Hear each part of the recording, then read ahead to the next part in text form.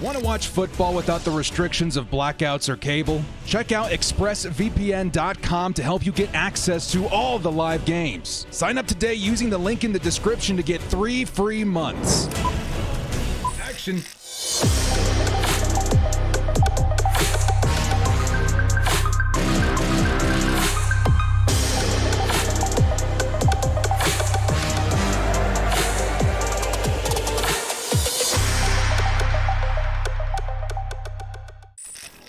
Kia ora, Bolt fam. It's the director. Chargers fans, what's going on, everybody? Last night's game, man.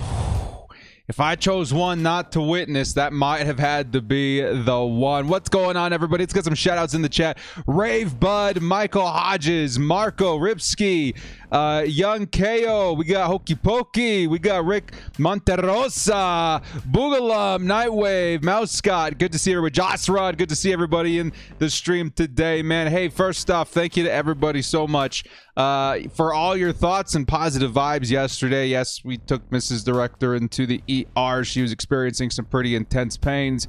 They got her sorted out. She's home. She's doing a lot better today. Thank you to everybody again for all the support and all the positive vibes yesterday. Definitely meant a lot. Pretty bummed we got to miss the game yesterday, but at the same time, you know what? I watched the 40-minute condensed version this morning on NFL Game Pass, and man, we got some stuff to talk about today. So first episode of Sim Sundays on Madden 23. It should be a good one. Give us some time to catch up on maybe some of the events that transpired yesterday, as well as root for this Chargers team that is 8-2 in the Madden Sim series so far. Should be a good one. So we're going to kick this thing off as we've got another Sunday with little director who is pretty occupied right now. He's upstairs. He's having a good time on the tablet. But want to make sure we get through this as cleanly, as little screams as possible. Everybody in the chat, how's everybody doing, man? We got the director. What's going on, man? Hope the wife's doing good. Yeah, she's doing a lot better now, guys. Again, thank you so much for all the understanding and all the love yesterday. Meant so much. Rick Monterosa says, anyone else concerned about the depth? I really hope we have an injury-free season with our ones. Yes. Has anybody heard anything about Spiller? Spiller, definitely. That was one that I was a bit concerned about yesterday. I think it was something minor, but at the same time, haven't quite figured it out, as Justin Herbert versus the Cardinals is going to toss his first pass to Austin Eckler, who's going to fight for some extra yardage and picks up about 6 yards on that first play. Renee coming back in here. What's going on, Renee? He says, what's up, director? Hope your wife is doing well. Thank you again so much, Renee. I really appreciate the thoughts, the concerns, the love. Yeah, she's doing a lot better today. A lot better today. Yesterday was just a nightmare, I got to tell you, man. Then I came home, I would say about halftime of the game. I was thinking about firing up, but wanted to make sure she was all settled in and good to go. And honestly, it looks like it was the one to sit out on, wasn't it? So thank you again so much, Renee. CEO47 says, please forward this money to the Chargers front office. Doing my part to the cap hit in cutting Dean Leonard. Hope the wife is doing well. Yeah, I saw a little bit of the Dean Leonard play yesterday. Definitely reminiscent of what we saw with Dean Leonard in week 1 versus the Rams. Got to figure something out in terms of his play. But again, he is a rookie. Hopefully he does sort that out here pretty soon. As the Chargers hand it off to Keenan Allen, who's going to pick up insane yardage and take the Chargers all the way down to the 36-yard line. By the way, in this first episode of Sim Sunday, this is completely and 100% Madden 23 and its roster construction, its playbooks, everything, even the depth chart, everything is as Madden 23 has it set. So it should be a pretty fun one. CO47 and Renee, thank you so much for the $5 holla. Much love, and thank you again so much for the support as Keenan Allen hauls in another one. That is another Chargers first down on the 21-yard line. We got Ronnie Tsunami says, hope Mr. Direct doing well. Thank you again so much, Ronnie. Jay says, our special team's not looking great. Yeah, special teams. If there's one thing to worry about in a season where the Chargers may boast a top 5 offense and top 5 defense, it's probably special teams at this point, right? If you're a Chargers fan of the days past, I'm sure there's something to relate to there. Tara Romero says, hope the Mr. Director's doing good. Let's go Chargers bolt up. Thank you so much, Tara. Good to see you. Michael Hodges says, Ficken has been pretty upset with how special teams played because Staley was upset they didn't play like they practiced. Yeah, you guys see that statement by Brandon Staley afterwards? He says that's what these games are for. If these guys can't perform, we're going to let them go and find somebody who can. At least that's a good mentality to have in terms of competitiveness. As Justin Herbert slings one to Mike Williams, and the Chargers are in scoring distance here at the 8-yard line. Hopefully the Chargers, again, 8-2 so far. Everything's stock in Madden 23. Hopefully the Bolts can move on now here to 9-3. But again, tough opponent with Kyler Murray and the Arizona Cardinals. Miguel, good to see you, man. He says, hope Mrs. Director's feeling better, much better. She's doing much, much better. Thank you guys so much again for all the positive vibes yesterday. Yeah, it was a long day, man. We're sitting there in the emergency room, and I knew at that point, I was like, I don't think we're going to make it back. Got to make sure she's, straight before even thinking about jumping on the stream. And we threw that update out, and you guys were absolutely amazing in your support. Thank you again so much. She definitely felt the love there as Austin Eckler is going to dive over the line, and that is a Chargers touchdown. The Bolts on the board quickly, and right off the bat, Madden 23 helping out Justin Herbert. As we've seen in Madden 22, almost every single opening drive started with a Justin Herbert interception. Not this time, not this time. Matthew Dahl coming in here says, what up, Director Palmer? She's a dog. No, Mrs. Director is okay. Yeah, she's doing great. Josh Palmer, man, I don't know, raise your hand if you saw the pregame video that we did in terms of the preview. Man, I don't know. I don't want to say we called it, but I knew, man. I knew that Josh Palmer with some quality, targets from either quarterback at this point was going to look fantastic. And boy, did he blow our socks off.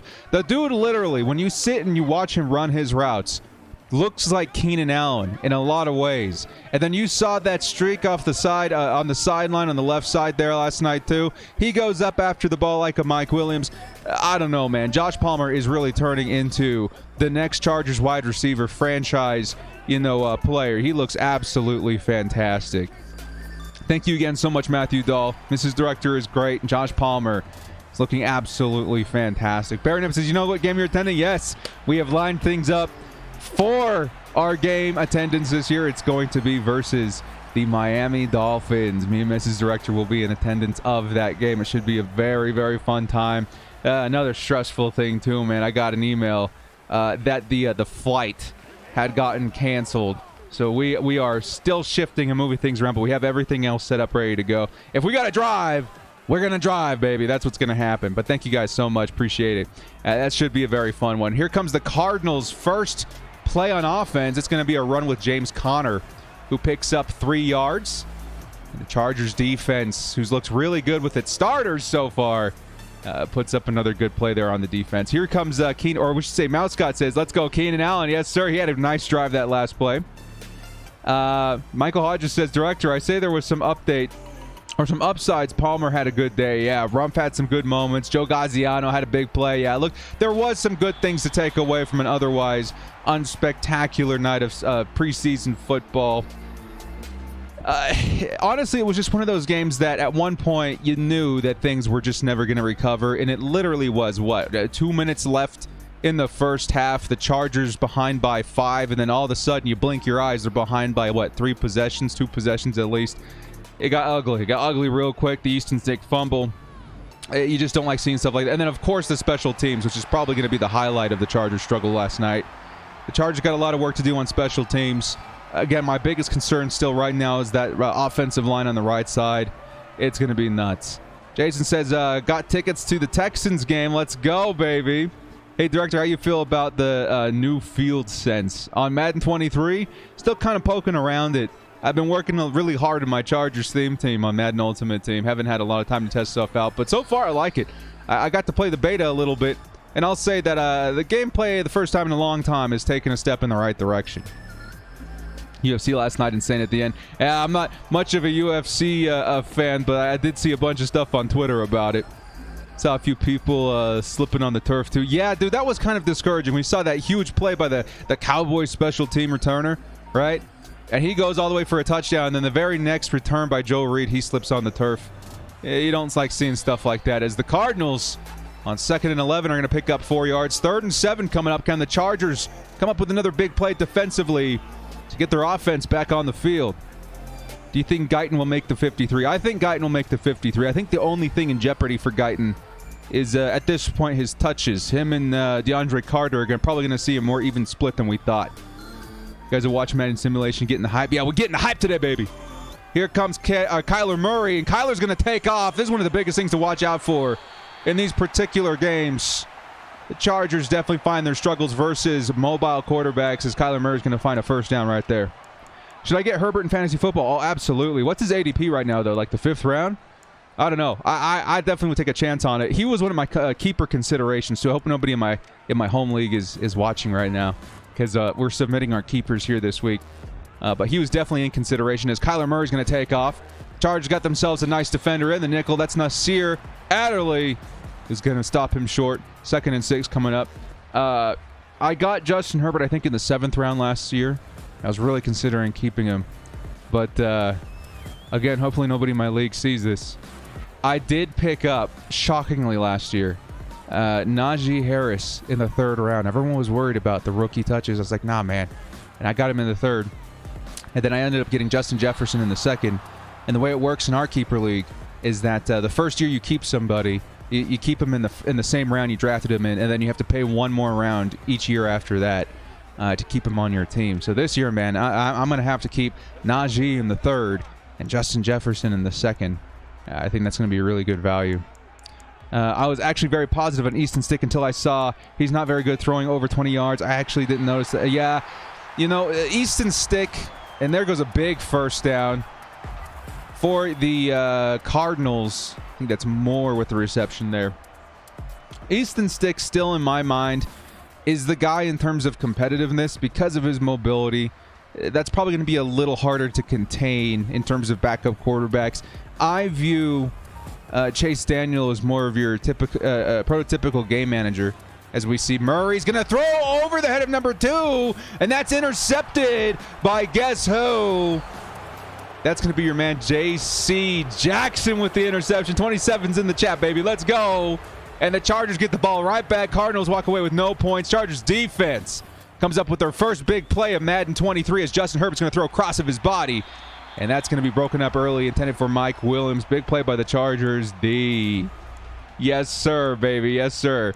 Again, I see Chase Daniel as more of your prototypical game manager, right? Which is never a bad thing, especially with what the Chargers got in offense. I still view Easton Stick as a guy I want to keep on the roster. But yeah, he has his weaknesses, and that's definitely going to be one of them. His deep ball certainly doesn't have as much zip as other quarterbacks on the roster. As Austin Eckler is going to fight for 20 yards on that carry, and the Chargers offense is right back on the move. If you're just joining us here today, again, first game on Madden 23, we've touched nothing. In Madden 22, we had to go through and due to the best of our abilities, constructing the rosters for the new teams, or every single team, basically taking what that franchise guy released and improving on it just a little bit, changing playbooks, trying to find the rhythm and the feel of the Chargers as we get another reception to Mike Williams, who takes us on the Cardinals side of the field. Madden 23, first episode here. We got to do nothing, man. All we got to do is load up the game, fire it up versus the Cardinals, use the Chargers playbook, and everything should be groovy going into the first simulation. So far, the Chargers looking very good versus a quality team like the Arizona Cardinals. Maybe this 8-2 start to the season is got some hope to reach even further. Not too bad, baby. Let's go. We got a $10 holla coming in from Zach Schraff. Do you think Norton or Pipkins have separated themselves in the right tackle battle? And do you think they'll cut Daniel or Stick? Oh, this is a really good question. Both of them, man. First off, thank you so much for the $10 holla. The Norton and Pipkins debate is one that really has been making me nervous as we get a reception by Keenan Allen. He'll pick up a few yards there. 3rd and 3 coming up for the Bolts. I have not felt like I've seen much in terms of improvement, unfortunately, from Storm Norton or Trey Pipkins. In terms of like the battle, it's still neck and neck, and that's not great considering I haven't been too optimistic in their upside for either one of them. And at this point, it opens up the conversation again as Austin Eckler's going to come up just short on the 3rd down. It'll be 4th and 1. And that's why it remains one of my biggest concerns right now. That right tackle battle has not been looking spectacular.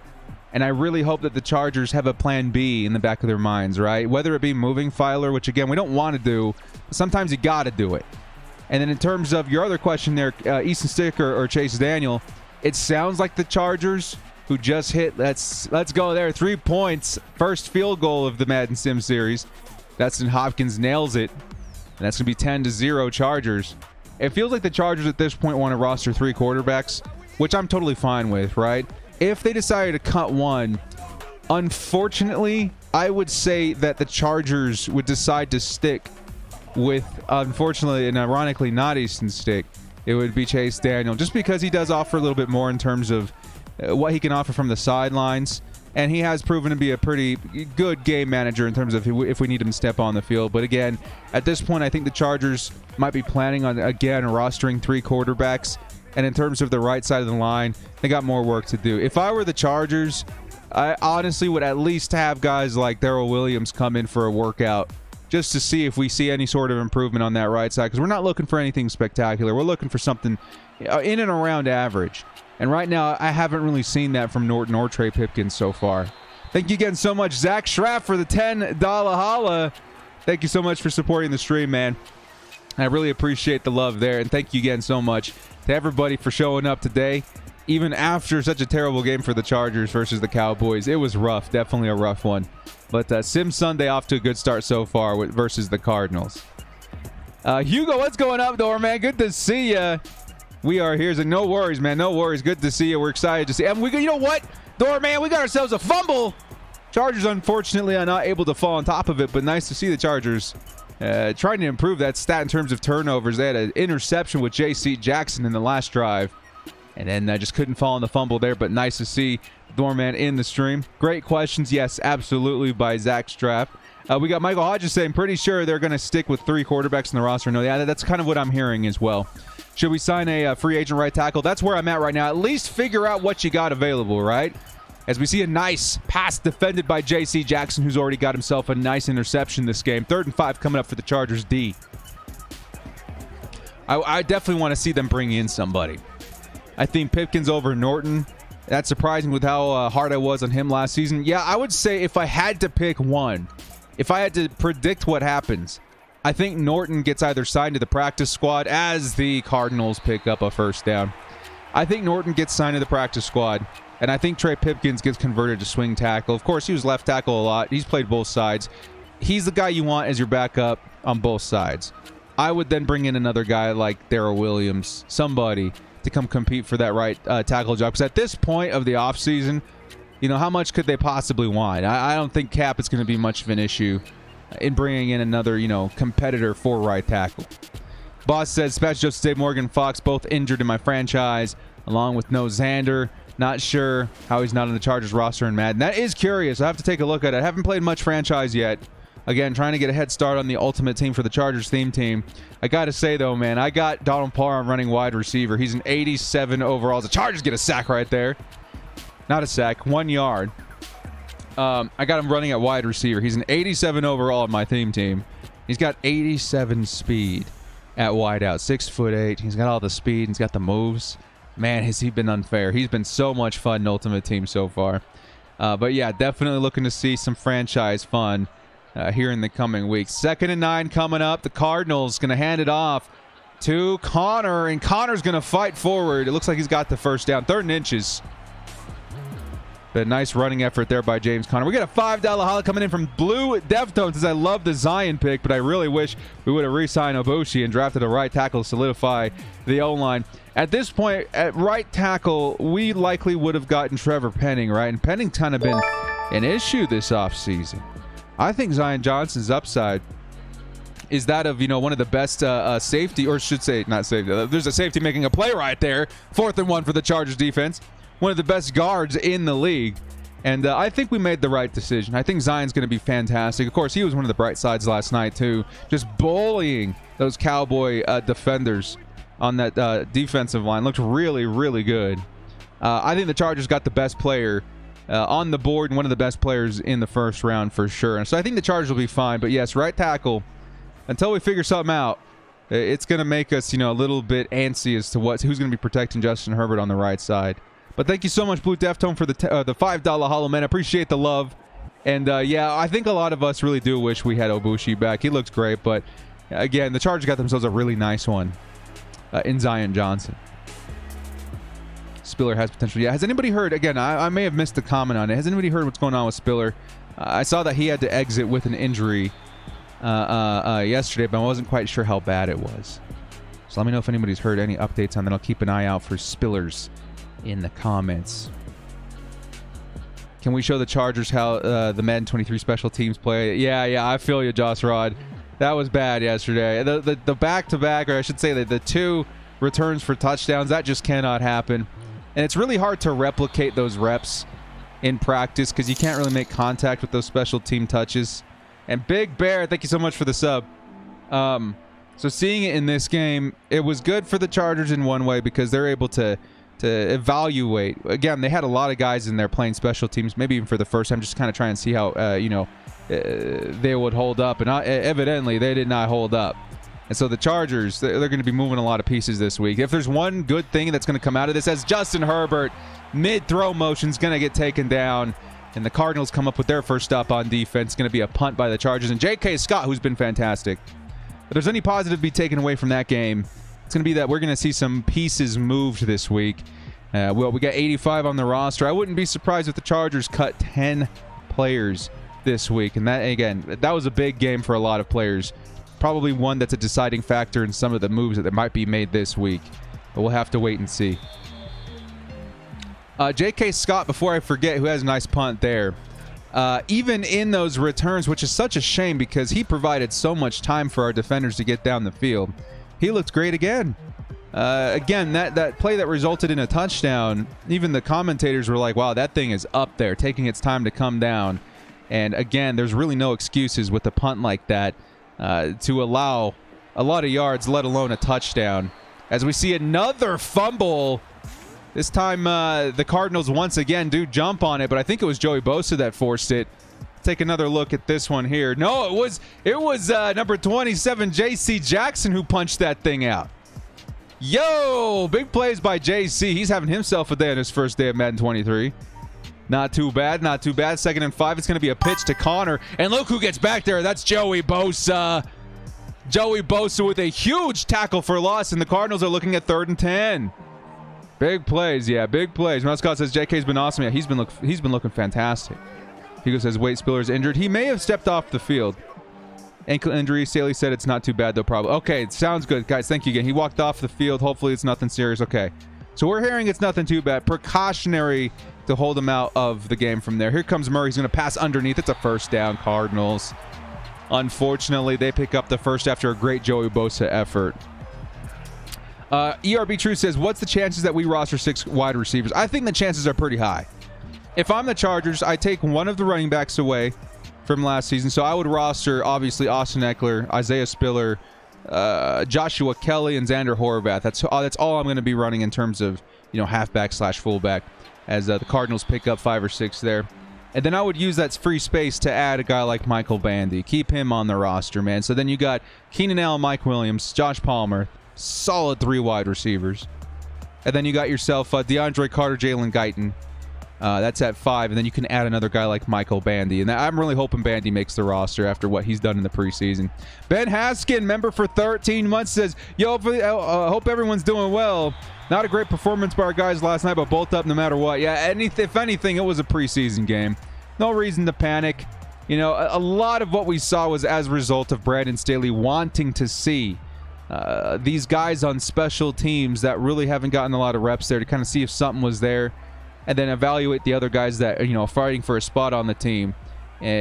Special teams probably holding a lot of weight in that decision, and obviously that's going to carry consequence when it comes to cutting some guys here shortly. So we're going to come away a better team because of it, and despite what we saw last night. That's what we're looking at there. Thank you again, Ben Askins. 13 months. Let's go, baby. What's our record right now in Sim Sundays? The Chargers are 8-2. They're off to a good start here versus the Cardinals. We're in the thick of it now. The Chargers, again, the first game in Madden 23. Sebastian Joseph Day has some good hustle there and trying to stop that screen. 3rd and 4 coming up. The Chargers in the thick of it now of the tougher part of their schedule. But you know what? They're holding up pretty good. This is the first Madden 23 game. We've touched nothing in terms of the roster, in terms of the playbook. This is all stock. And so far, we're looking pretty good versus the Cards. Bossman says, crazy how sloppy these first 2 preseason games have been, knowing our starters are so lethal. Quick side note, so many teams have their starters playing a few reps. Mahomes, what's your thoughts? In my opinion, I feel like the Chargers, last season it was really evident we weren't going to see any of Justin Herbert.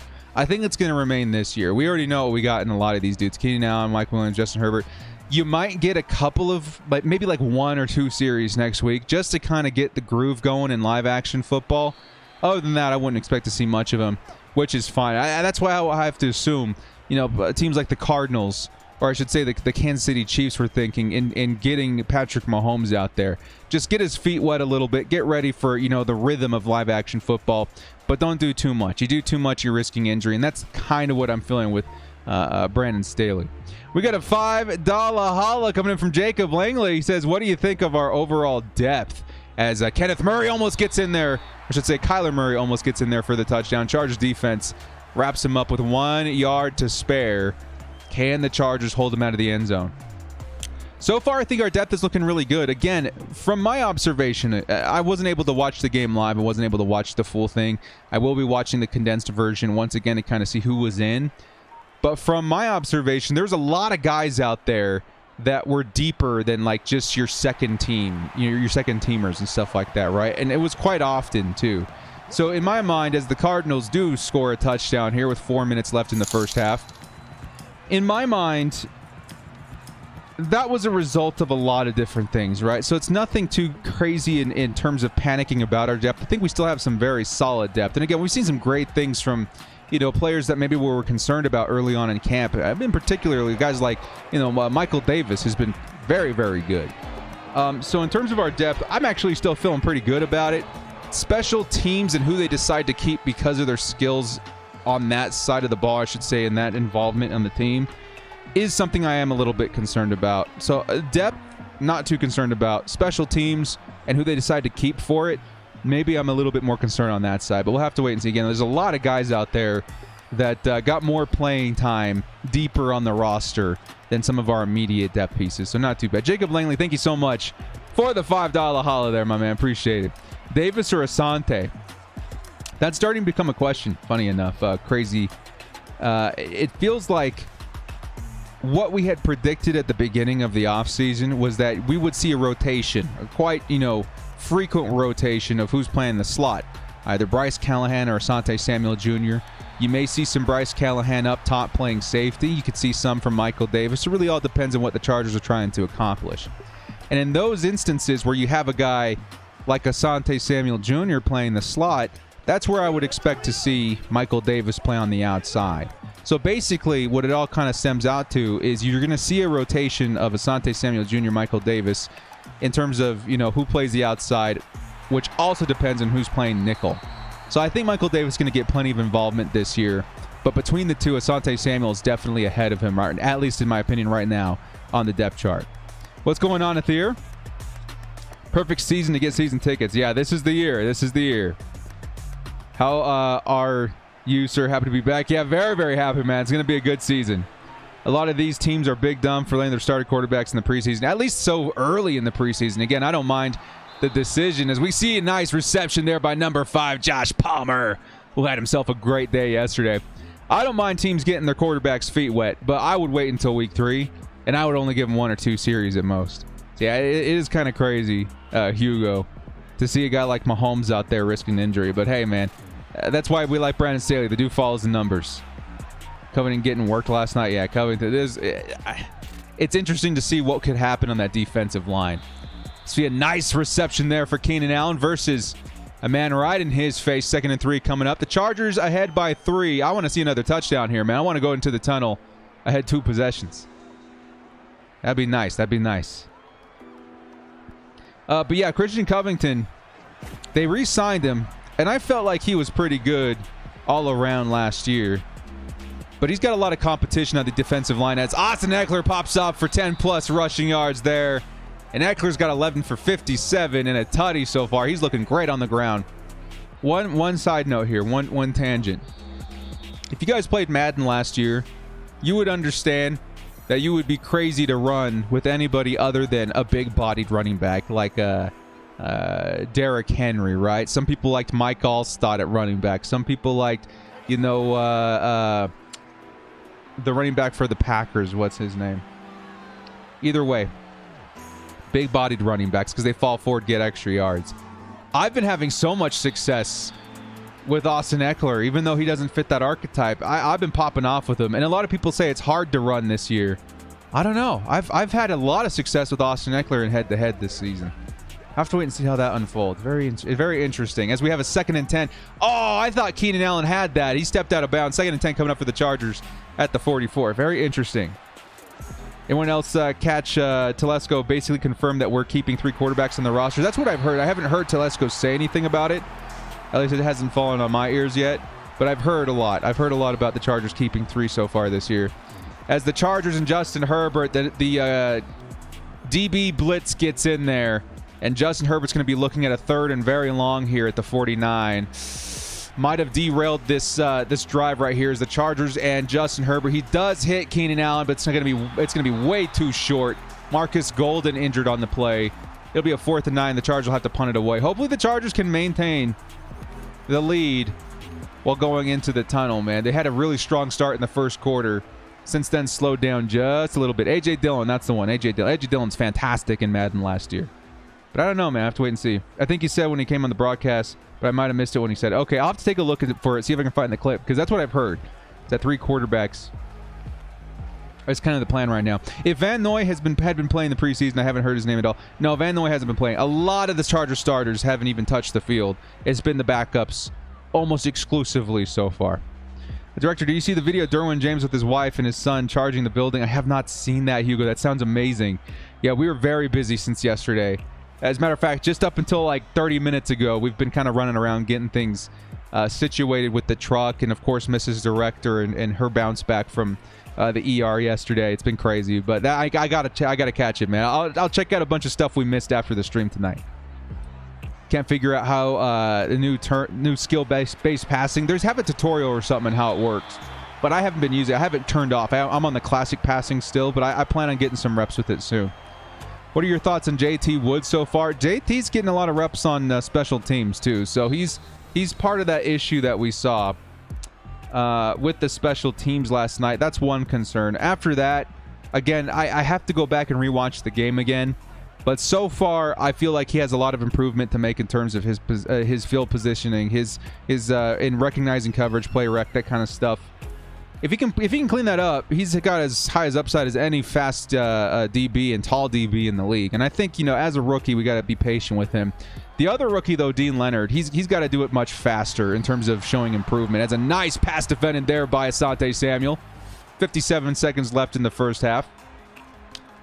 Just because his play has been so bad, like so bad, that I do think his spot on the roster is in jeopardy right now. So we have to wait and see how Brandon Staley wants to address this. He says, "How's Mrs. Director? Hopefully she's feeling much better, much love." Thank you so much, Hugo. She's doing so much better. As the Chargers, Joey Bosa almost gets free. Murray's got to toss it, and he tosses it right into the arms of guess who? That's J.C. Jackson with his second interception this game. 27's in the chat. 2 interceptions for J.C. in the first half of this game. Get out of town. As Justin Herbert's able to evade a sack, and he gets the pass off to Austin Eckler. The Chargers looking to maybe once again score before the second half. Beautiful play by 27. Let's go, baby. Let's go. Again, Mrs. Director doing so much better. It was quite a scare yesterday with the amount of pain she was in, but they got her sorted very, very quickly. A huge shout out and thank you to the medical staff and the doctors just for being so professional and getting things sorted so quickly. We were worried we were going to be there a lot longer than we ended up being. And she's home and feeling a lot better now. She's back on her feet. Mrs. Director is what I like to call a mover and shaker. She doesn't like staying still for too long. And evidently the doctors did their job very well as she's backing that up, bouncing around today. I think we need some good interception icons for the chat this season. I think that's something we got to get out there, isn't it? J.C. Jackson, he's going to put out a show there too. If he's anything like he is in Madden, he's going to be fantastic in real life too, of course. As Keenan Allen, the Chargers get it down to the 30, but only 28 seconds left. You guys got to hustle. No time to celebrate. No time to show these replays. You guys got to get out there and get a play out. 1 timeout left as the clock continues to tick. And the Chargers in the Madden 23 evidently still has its issues with clock management as we got 10 seconds left, and now they decide to call the timeout, in which I think they're going to get that field goal in. No time to run another play. If it's inbounds, you're going to miss out on 3 points. Director, I'm going to the Chargers-Cardinals game. Really excited. Very excited. That's one of the games that was on my list, too. Of course, I think that one's being played in Arizona. I first and foremost want to go see the Bolt fam at the Pink Lot, Thunder Alley. But that was one that I was actually thinking about. My wife and I do appreciate the Cardinals. I think it was because of that. Was it All In or All or Nothing? I think that was the show. We had a lot of fun with that one. Happy to hear she's doing better. Thank you so much, Hugo. Yeah, that's the game's fault for sure. Does anybody know our record in this series? We are 8-2 so far. The Chargers looking fantastic. Looking fantastic as they do add to their lead there. 13-7 as the Chargers getting ready to go into the tunnel here at halftime. Things are looking really good so far. I would love to, again, you never know. The Cardinals, quick score in the second quarter. Chargers need to make sure that they try and extend that lead coming out of the tunnel in the next series. First episode of All In Season 2 comes out tomorrow morning. Hey, I'm super excited, man. All In, I don't know. The Chargers production team, All In is as good, if not better, than these highly touted series like All or Nothing or Hard Knocks, right? It is some quality entertainment. I am so excited for All In tomorrow. That is, one of the highlights every season is seeing what the Chargers decide to put out. And they had another series beforehand in the Phillip Rivers era, which was also very, very nice. I think it was Backstage Chargers. I think that's what it was called. They just know what they're doing out there. Of course, man, in the LA, the California area, you're going to find some quality filmmakers. Very, very fun series. If you guys haven't seen it yet, please tune in this year. Yeah, Backstage Chargers was great as well. As the Cardinals take the knee and the Chargers and the Cardinals into the tunnel, getting ready for the second half. I think the Cardinals receive, yes, in the second half in this sim. This is better than Backstage Chargers too, though. Oh, yeah. All In is much better than Backstage. And Backstage was really good. Backstage was really fun. Particularly going back and watching it, the Phillip Rivers era was so fun to witness as a Chargers fan. But All In, man, is a next level. It's on par, if not better sometimes, than Hard Knocks, which is really saying something. Very excited for All In. Man, dudes, one in the chat if you guys are excited for All In tomorrow. I completely forgot about it. I'm so excited. It's one of my favorite things all season long. Got confused because wrestling is also called All In. Yeah, I feel you. Super excited for All In, man. Oh, it's that time of year, baby. We got one more, guys. Think about this. We got one more preseason. The week following, we got the live action Chargers regular season football.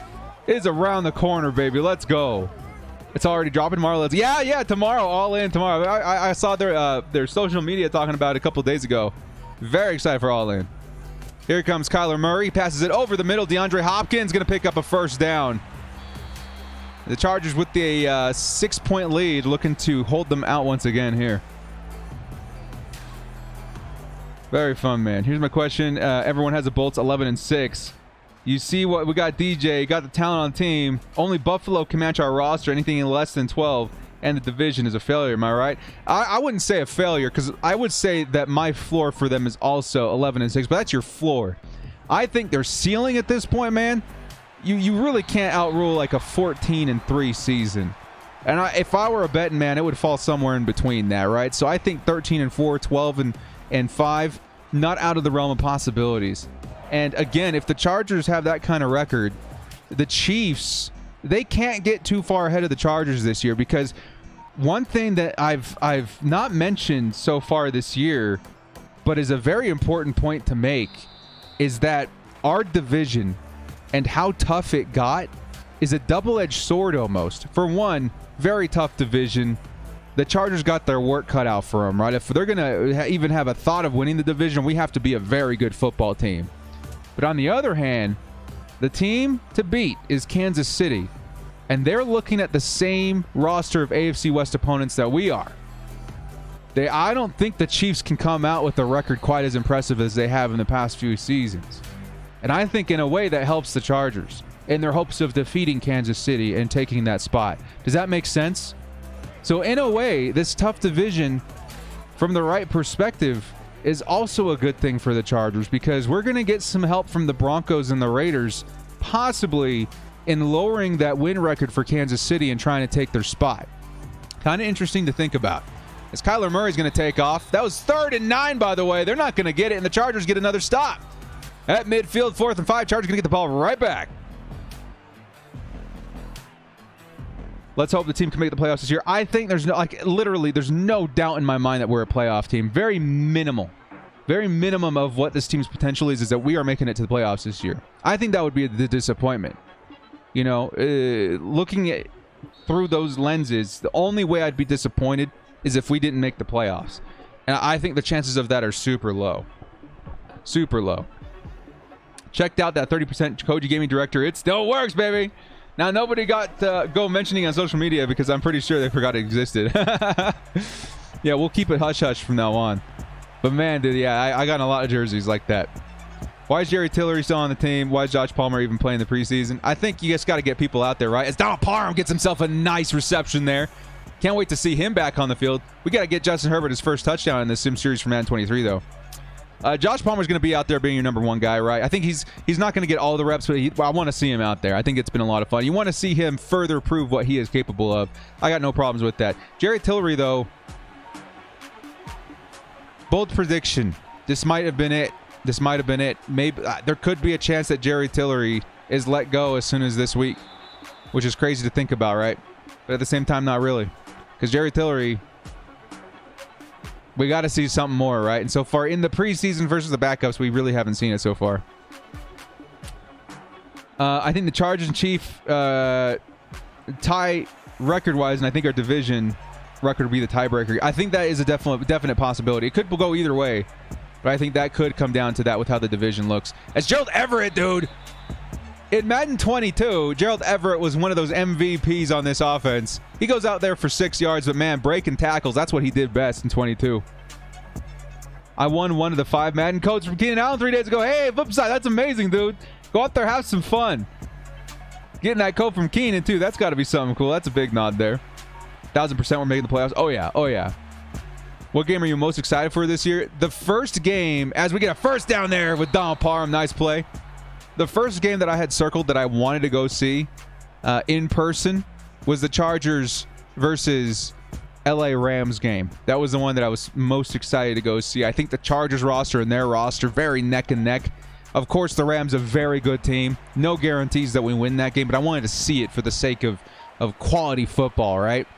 I wasn't able to make that work because I think it's on New Year's. We had plans at that time of year. Eckler has a nice carry there. So we decided to go to the Miami Dolphins game, which I'm also very, very excited for. But I would say one of my most anticipated games of the season is the Chargers versus the LA Rams. That looks really, really good. Like it's going to be I think we're going to put up much more of a fight than you think. And I think we have much better chance to win that game than most people give us credit for.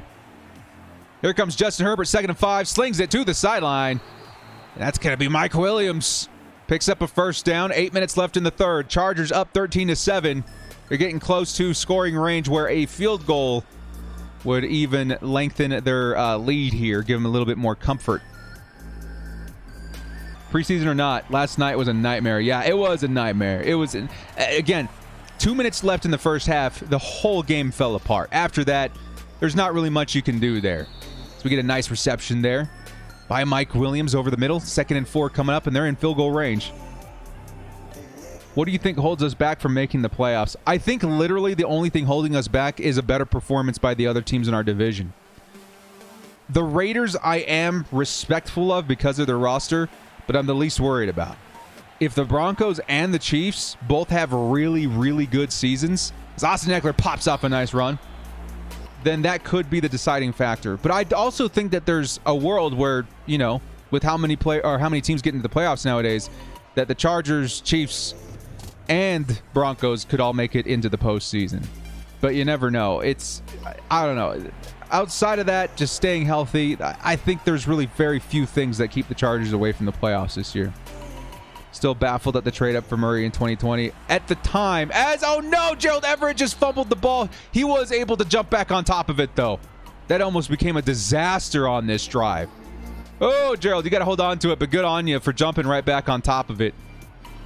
Look at that, man. So close. In and out of his hands. A defender was hovering right over it. That could have been disastrous. That could have been disastrous. But yeah, at the time, very hyped for Kenneth Murray, but that was definitely what you would call another fumble. There's the disaster. Oh, no. J.J. Watt picks it up, and the Cardinals get the ball right back. Dang, dude, back-to-back fumbles. Madden 23 ain't playing no games. Kyler Murray's going to toss it to the sideline. Was that hauled in? No, 2nd and 10. But that was definitely a Anthony Lynn pick, if I ever seen one. And then maybe that's the biggest problem, is that Murray's not really fitting in. But again, I got faith that he'll bounce back this season.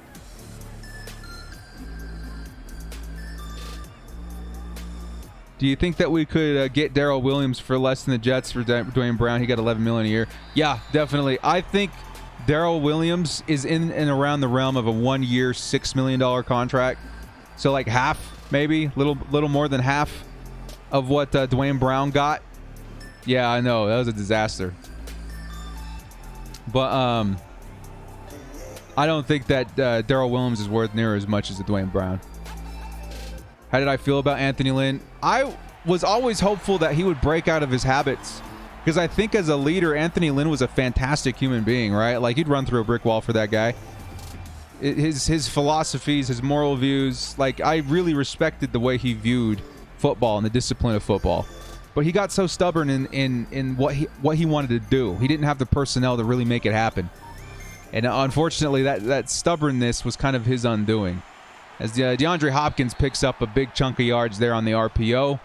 Cardinals on the move. Man, we could have put this game not on ice, but definitely a little further away from reach of the Cardinals if it had not been for those back-to-back fumbles. Can we trade Murray for one of his cars? No. Anyone says, hey, Director, I'm in enemy territory. All I see is Raiders jerseys everywhere and send reinforcements ASAP. Oh, man, dude. If we could send Chargers fans, you know, out there, paratroopers just out of the sky with parachutes and Chargers jerseys and lightning bolts, we definitely would. I feel him. I could use that out here sometimes, too. Not alone, I only think Kenan will be good this year. Yeah, I think, again, he had a lot of things outside of his control that really just, oh, man. Playing a season right after the loss of a loved one is tough, especially if it's someone like your brother, man. You're not supposed to lose your brother. And then outside of that, you know, the injury was, you know, hindering him the entire time as the Chargers get another nice stop on defense. I feel like Murray has every opportunity to bounce back this year. I definitely do. Will there ever be a good video game movie? It feels like Uncharted wasn't made for fans of the game. I feel you there, Ross. Tangent, but I absolutely feel I did not enjoy Uncharted as much as a lot of people because I love the game so much. Here comes the field goal, though, by the Cardinals. It's no good, and the Chargers are going to get the ball at midfield.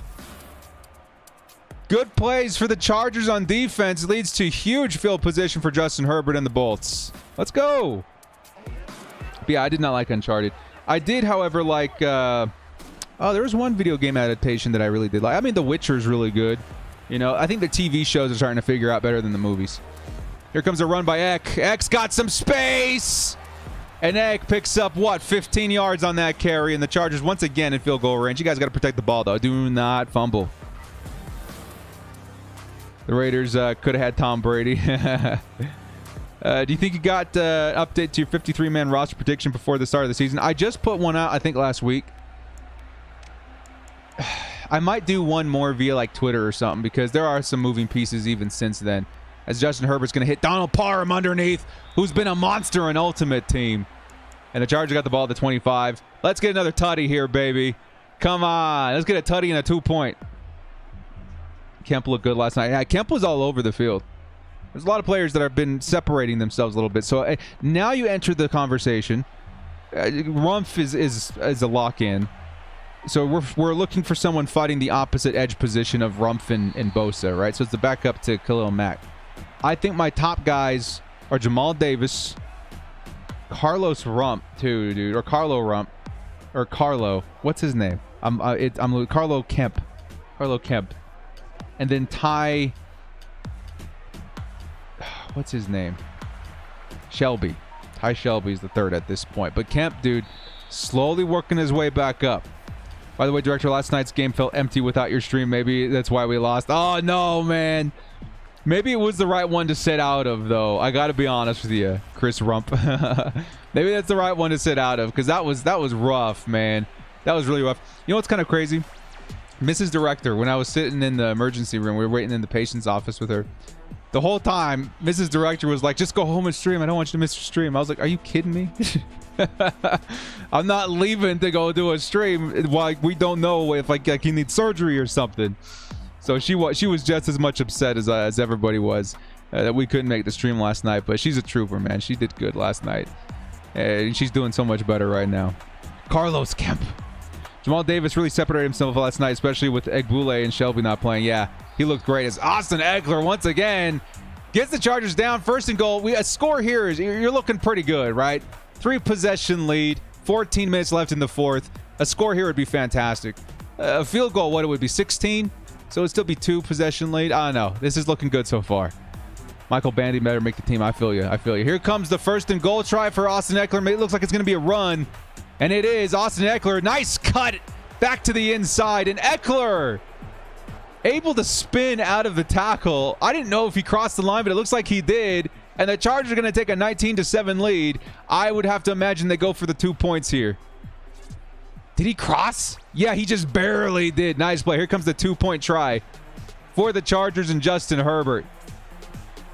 19-7 lead. You love to see it. Justin, he's going to go for, is that the man, the myth, the legend, Gerald Everett with the 2 points, and the Chargers take a 21-7 lead. Let's go. Chargers in their first Madden 23 game look like they're going to get away with a win here. Still a lot of football left to play, but the Chargers defense has really been standing up. 2 interceptions for J.C. Jackson. Get out of town, baby. Let's go. Family always first. Always first, man. 100%. What did they see in Tillery? The Chargers, he was what? Like pick number 26, 28, something like that years ago. And at the time, again, I don't remember who he passed up on. But Tillery at that point of the draft, so late in the first round, he had decent upside. But maybe, I don't know. He just never really lived up to the expectation. He's a 4-3 defensive lineman. Yeah, that's what I was saying. That's why I was thinking that maybe we try and work out a trade with the Bears. You know, they're switching to 4-3. That's why they're all worried about Roquan Smith. He's going from 3-4 to 4-3. They don't want to jeopardize him not fitting in that system with a big contract. So I was like, let's ship over the guys that fit their system better. And let's get a guy that we already know will fit our system. I don't know. Oh, we didn't do the animation. There's the Chargers touchdown for Austin Eckler. Once again, man, baby. Dude's a beast in Ultimate Team. Thank you. Thank you so much. Thank you. We need the animation there, Eddie. We cannot miss the animation. So we get a run by James Conner, who's had a solid day. 51 yards, 13 attempts. Chargers defensive line holding up strong, though. Holding up strong. Thank you for the sub, guys. Whoever said. I missed the name. Pillar was supposed to be the next defensive end. Tackle hybrid blitzer. Yeah, it unfortunately did not work out. As the Cardinals trying to fight back get a pass off. I think it's Zach Ertz with the reception. But time is running out. 12:46 left. 12:46 left in the fourth quarter. And the Chargers up 2 touchdowns. Were you a Chargers fan in 2009 when they last won the division? It's been so long. Yeah, I was a Chargers fan at that point. I think the Chargers, as the Cardinals pick up another first down with Zach Ertz. The Chargers first came onto my radar, I would say in 2006. And I was just barely becoming an NFL football fan. Like, again, both sides of my family do not watch NFL football. It's me and me alone. And then I married into a family that's all about football. My wife's from Alabama, so you have to imagine the culture there, right? I remember the first, what did they call them, sermon or service I went out to their church out there. They had Peyton Manning up on the wall, and I was like, all right, this is gonna be a good time. Anyway, so I was just getting into the sport of NFL football. So in 2006, I liked the Chargers. I had ties to San Diego. Spent a lot of time in San Diego. And by 2008, I was a full-blown Chargers fan. Yeah, 13 years ago. That's so nuts, man. So nuts. We got a reception there by Christian Kirk, I believe. Or not Christian Kirk. He's with the Jags now. It's Moore. Rondale Moore with the reception there. That's a first down Cardinals at the 34-yard line. 10:54 left to play. Packers almost traded Rodgers in 07. They would have drafted Calvin. I'm happy, but that didn't happen. Oh. Can't believe it was that long ago. I know, dude. Crazy. My God, I wasn't even in high school yet. Actually, I was in high school. Duh. I think what I meant to say I was still in high school. That's so crazy. Born in 85, became a fan when Seau was drafted in 90. I was only 4 going on 5 that year. That's nuts. Seau, dude. I mean, I would have loved to grow up in a football family too, man. Even if it, of course, I'm excited to be able to provide that with my family now. My son, although he doesn't understand football, he likes the Chargers because his dad loves the Chargers so much. But it would be kind of cool, right? Just to kind of grow up with that culture. Either way, Junior Seau. That's the era there, Hugo. That's the era. Junior Seau, again, one of the biggest reasons why I became a Chargers fan. As we got a fake handoff. Come on, Derwin, get him. Derwin unable to catch up. But look at that, man. Kenneth Murray able to force the ball out. And Khalil Mack gets in there to clean it up, pick up the fumble. K9 Kenneth Murray with the forced fumble, though. That was a big play by the Chargers defense. As the Cardinals were looking to fight back, Kenneth Murray pops it right out, and that should be a GG's if the Chargers can get another score here. Let's see some 9s in the chat. Big play by Kenneth Murray, baby. Let's go. But yeah, huge ups to Junior Seau, man. One of the best of all time. Didn't know anything until 2006 when I joined the Army. Yeah, there you go.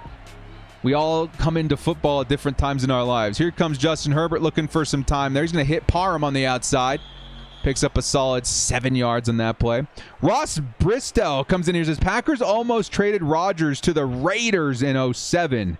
I'm happy Rodgers to Calvin didn't happen. Can you guys imagine that era? Oof. That would have been rough. Thank you for the $5 holla there, Ross. I appreciate the love there. Those are the scenarios you don't want to think about. Absolutely don't want to think about. Mascot says Ken Murray's back, baby. Let's go in Madden, though. Should I wear my Bosa or Khalil Mack jersey in game 1, dude? Dude, if you got a Mack jersey, you got to wear it. You got to wear it versus the Raiders, man. Just add a little bit of that salt in the wound week 1, right? You got to wear it, dude. Promise me. If you got the Mack jersey, wear the Mack jersey week 1. That's got to be the move. It's Austin Eckler steps out of bounds. 3rd and 10 coming up.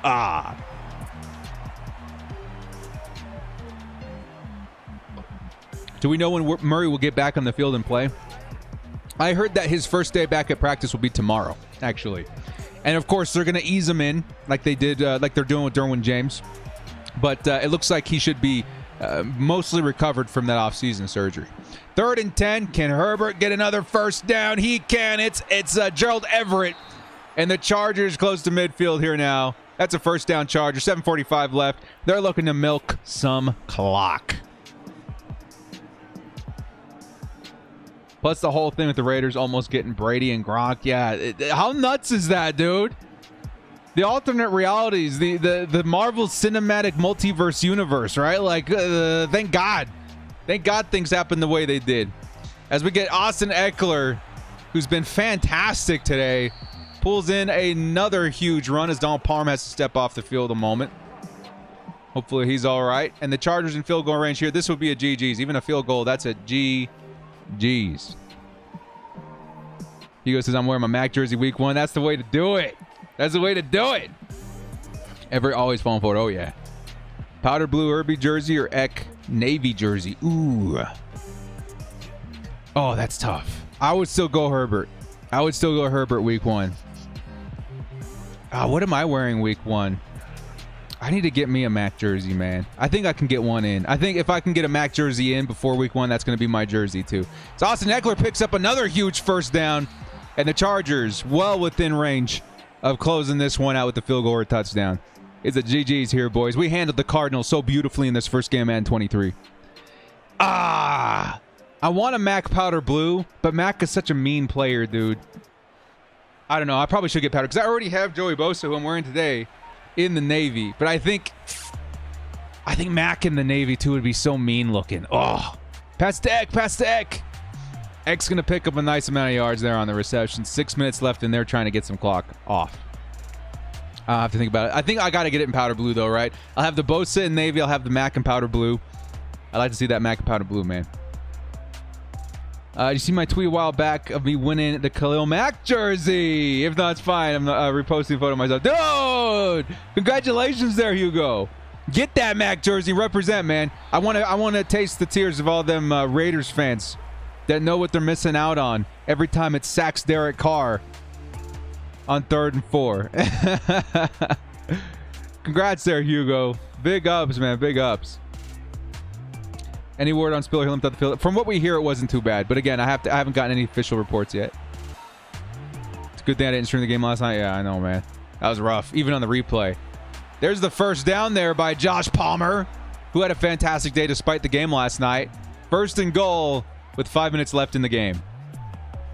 Have a Herbert Navy since powder blue was sold out at the time. Dude, I love the Navy jerseys. Some people, it ain't their thing. That's totally fine. But I love these jerseys, man. They're so slick. So slick. Here comes Justin Herbert on 1st and goal. I don't think Herbert scored a touchdown this game. As I can eat those words now. It's Justin Herbert to Gerald Everett, and that is a Chargers touchdown. Gerald Everett and the Chargers put this one away. 28-7 is going to be your score here with 4 minutes left to play. And the Chargers make quick work of these Arizona Cardinals in their first game in Madden 23. Man, oh my, man. Got the throwback Ryan Matthews Navy for week 1 in hopes of a true running back 2 to emerge. What's funny, dude, is that yesterday I was going through my jerseys, right? I got quite a few of them, some older ones that I put away. And I don't know about you guys, man, but if you haven't checked out that documentary on Manti Te'o, that thing is heavy, man. That it's incredibly well done and very, very, telling of the whole situation, of which, this is why you can't judge people off something you see on the surface, and especially with something like that. And I remember when all the stories and stuff were dropping, I was pretty upset by it because I saw, let's be honest, for very obvious reasons, we all saw a lot of similarities, or at least reminders of Junior Seau a little bit in Manti Te'o. And anyway, great documentary. Please go watch it. Be nice to people, right? Cyberbullying was never, and cyberbullying was fairly new back then. Let's all be chill. Anyway, I was going through my old jerseys, looking for that Manti Te'o, which I do have up there. And I found the Ryan Matthews. I was like, man, dude, there's some players, when you think back and you look at what they could have been, you just wish they could have stayed healthy, man. You wish they could have stayed healthy. Pedro says, I haven't watched it, but does it explain why he had a tough time on the field? Yes, it does. It absolutely does. It's an incredible documentary. It's very telling of his entire experience, man. Crazy. Crazy story. Absolutely insane how everything unfolded. What's the documentary called? I'll look it up. I actually don't know the name of the actual documentary. I walked in and my wife was like, wasn't Manti Te'o on the Chargers? And I was like, yeah, he was. And I had heard stuff about the documentary. And I sat down and I watched it with her. And I was like, my God, this is crazy. I cannot believe. What are the odds something like this happens? Nuts. Nuts, nuts, nuts. Help build the Charger, the new... Definitely going to watch after the stream. Yeah, it's a very, very good, man. It's very good. Collectively, as an NFL fan base, everybody owes him an apology, man. It's absurd to see what had happened. There goes a sack by Khalil Mack. And there's also going to be a holding call on the Cardinals. That sack's going to hold up, though. Khalil Mack now with a sack and a fumble recovered. Big game for the Chargers defense. I think the Chargers defense is a big reason why we're winning this game today. Yeah, Untold. Untold is the name of the series. That is what it's called. Taylor documentary is amazing. Actually, shed a tear. Yeah, it's incredible. It's so well done, and I'm so happy for Manti Te'o that they got this story out there. The Bolts are not wearing the powder blue until week 3 versus Jaguars because they have the tradition of Whiteout Sunday. Yep, and week 1, and then versus the Raiders in week 2 in Kansas City. Yep. So powder blue is not until week 3. How do I feel about the Madden 23 cover? I think it's respectful. I think it's good. I like it. Here comes Kyler Murray. And he's going to throw almost another interception in the area of Kenneth Murray. Kyler Murray, Kenneth Murray, and Drew Tranquil. Is that on Netflix? Yes, on Netflix. It's called Untold, The Girlfriend Who Didn't Exist. Yep, that's right there. That's right there. It's very good, man. Please give it a watch. If you're a Chargers fan, definitely. It's definitely worth a watch. Because we got to see, like, after watching it, I remembered what it was like watching Manti Te'o. Especially after being so hyped, getting him in the second round of all places too, right? Like, I remember watching him and thinking that something was up, you know what I mean? And getting that clarity through the documentary and seeing his experience and how that whole situation unfolded, it was quite enlightening. It was massively insane, unpredictable, and what happened there. Man in the Arena. I've not seen Man in the Arena, no. But definitely very good. Very, very good. Here comes a run by Austin Eckler. The Chargers able to get that ball right back to 2 minutes left. We're going to see this clock ran all the way down, and we'll get into the Chargers versus Raiders game shortly after. Nice game to put away quick and early here for the Bolts. He seems like a great person. Yeah, man. He, again...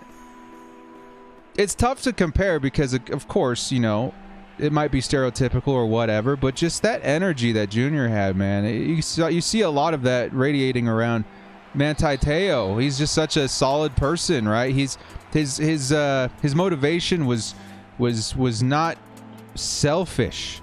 It felt more uplifting to everybody. When he had the power to do it, that's what he chose to do. And it's just so unfortunate that his life just got thrown into this spiraling black hole out of his control. Nuts. Absolutely nuts. Here comes 3rd and 4 by the Chargers. Another first down would put this away quicker, but we're going to see another punt here before that. Sebastian Joseph Day jersey, navy blue or powder blue? I would get that one in powder blue, man. I would get Sebastian Joseph Day in powder blue. I don't know. He's got such a bright personality. He fits that a lot better than to me. Maybe that's why I choose certain players with certain jerseys. You know, the Navy, those mean players, man. Khalil Mack, ooh. You know, Keenan Allen, I view as a dog too, dude. Some of the offensive linemen, you know, I would say, you know, Slater would be good in Navy. Derwin James, right? Joey Bosa, those mean guys, man. I like those in Navy. But then you got like the great players, right? The great players that fit, they embody the Chargers. Sebastian Joseph Day, in my opinion, definitely embodies the Chargers in powder blue. I like that one. Custom jersey in white. Yeah, white's great too, man. White's great too. Fire look for Sebastian Joseph Day. I need to get a white jersey. That's the only one I don't own. You guys want to know why? It's because I was so heavy. I looked stupid in white. I shouldn't say that. I didn't look stupid. I just felt uncomfortable wearing white. But now that we've dropped some pounds, I think I got to get me a white jersey. I think I want Keenan in white, if I'm being honest with you. I think I want Keenan Allen in white. He's nasty in white, man. I think I want Keenan. Feel bad. Why didn't he last long in the NFL as he should have been? Yeah, dude, it's because psychologically you carry stuff like that, and it does reach into whatever you're trying to accomplish. Like, you start questioning yourself and second guessing yourself because you were so vulnerably left after something so traumatic. I feel that way. Yeah. Allen or Williams in white for sure. Yeah, I think I want Keenan in white. I think that's the one I would definitely want in white. That's a nice looking jersey, man. Palmer in white would be good too, though. Yeah, he would look good too. I think that's it. I think I'm going to order 2 jerseys. Maybe 3, actually. I'm going to order 2 jerseys now and then 1 a little bit later. I need a white Keenan. I need a Khalil Mack. And I think Khalil's going to end up being in powder blue. And then I want to get 1 more Navy jersey because I have one that says the director on it, but it is way too big now. Way too big. And I want to wear a director jersey to the game versus the Dolphins. White is so clean at the same time. I love white. I feel you, though, Hugo. Again, you got this, man. You got this, right? A solid diet for a while. You'll be surprised. You'll wake up one day and be like, yo, what happened? Who's this sexy guy in the mirror, right? But I felt the same way. I felt super insecure in white. But you know what? If you like it enough, don't let nobody stop you from wearing white. If white is your move, you get it anyway, right? You get it anyway. So Murray's gonna run out of bounds. We're gonna see 5 seconds left, and then the Chargers take this dub. We're gonna move into the Raiders game. Absolutely. Eckler and Navy or white would be solid too. Yeah, for sure. Navy Durham would be so nice with a new number. Oof. But I think I got to get that one in powder blue. I think that's what I think I got to get the new Derwin in powder blue as well. I have the old one in powder blue right here, but I don't want 33 with what we've seen from Dean Leonard so far. And that's going to do it, guys. The Chargers are going to easily handle the Cardinals in this first Madden 23 Sim Series episode. Final score 28-7. We're going to take a look at these stats so you guys can help decide who the player of the game is going to be. I think I got a good idea of who I'm thinking about. So let's go here to the Chargers. Justin Herbert, 250 and a touchdown. Not too bad. Rushing got Austin Eckler with 150 yards and 2 touchdowns. He's up for consideration. Keenan Allen for 105. You got Gerald Everett with 35 and a tutty. Austin Eckler with another 22 yards. Man, he was all over the place. And then you got defensively, Nasir Adderley leading in tackles. But what we got, 2 tackles for loss and a sack for Joey Bosa. You had a tackle for loss here for Lohi Gilman. Lots of tackle for losses. What about the sack totals? Joey Bosa, Khalil Mack both getting a sack. 2 interceptions for J.C. Jackson. So for me right now, we also had to look at the forced fumbles, too. Those are pretty important. 2 forced fumbles for Kenneth Murray. So the 3 guys I'm thinking about are Kenneth Murray, J.C. Jackson, and Austin Eckler. You guys got to let me know. Those are the top 3 I'm considering. J.C. Jackson, Kenneth Murray, Austin Eckler. You guys let me know. We'll be back in a couple of minutes here. After a break, a quick word from ExpressVPN. Every single week, without fail. And I'm telling you guys this right now before the ad even starts. I get at least 30, 40, 50 messages. And how do I watch the game? It's about to start. I wish I could help you guys in those situations, but you got to do it ahead of time. Because it's not complicated, but it just takes a little bit of tweaking, right? ExpressVPN plus NFL Game Pass, period. Everybody asks me, should I go NFL Plus, this and that? No, it's NFL Game Pass, short and simple. But you want to take your time ahead of time getting it set up. If you can get it set up on your Fire Stick, get it set up on your phone, on your computer, whatever, makes life so much easier when game day comes up. So we'll be right back in 2 minutes after a word from ExpressVPN. Make sure, if you guys don't have a way to watch the game, this is probably the most reliable way. Please get set up before game day so we're not scrambling when we're versus the Raiders in week 1. We'll be right back in 2 minutes after a word from ExpressVPN. Today's video is going to be a little bit different, okay, guys? Because we've got a serious problem. One I know almost each and every one of you struggle with every single year. How do I watch football? I simply want to watch football. Okay, let's Google it. I mean, look at this. Why does it have to be so complicated? NBC Sports, Sunday Ticket, Fox. Of course, I could just sign up for satellite TV for like 70 plus bucks a month. Then I could add a sports package with a hefty price tag of like 300 bucks. Wait, no. There's another option, sports fans, one that I discovered last year, one that guarantees I can watch every game I want without the fear of blackouts or channel surfing, and its name is NFL Game Pass. Right, so you're telling me that there's a service that allows me to watch any game I want with Red Zone, NFL Total Access, condensed replays, and NFL original content like Hard Knocks and even more? This is it. This is the answer. This is what I've been looking for. Oh wait, except for one thing. You can watch all the games you want, but not live.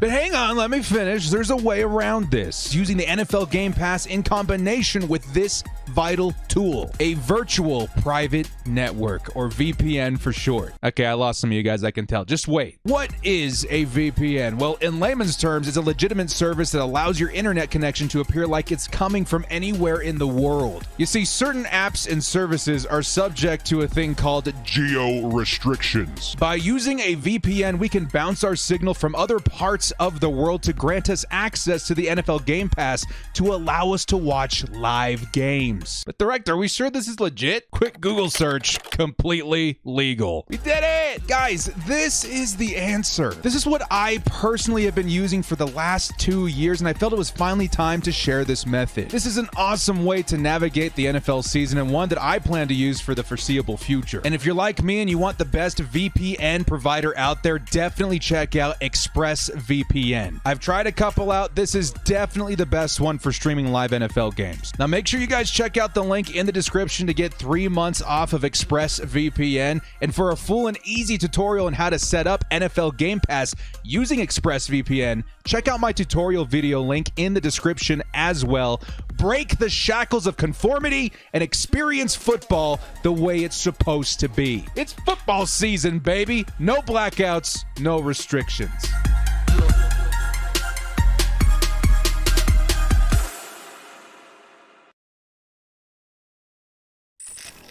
And we are back. Definitely make sure to check out ExpressVPN. Get set up ahead of time. Trust me, I had to take the video down because YouTube didn't like it, but look for a tutorial on how to get it set up. ExpressVPN plus NFL Game Pass on a Fire Stick. That is how I watch my games comfortably upstairs on my big TV, and boy, has it changed the way I watch football. Please, please, please get set up with ExpressVPN ahead of time. All right, your player of the game is going to be J.C. Jackson. 2 interceptions. Somebody made a case that he completely took the gas out of the game early for the Cardinals, and I do think that is going to be the case. As we kick off here versus the Raiders, this one being played at Allegiant Stadium. And, of course, we're going to do the Navy jerseys, as you see on the thumbnail with the Raiders in their all-white color rush. Should be a fun one today as we see Carter take it all the way back to the 24-yard line.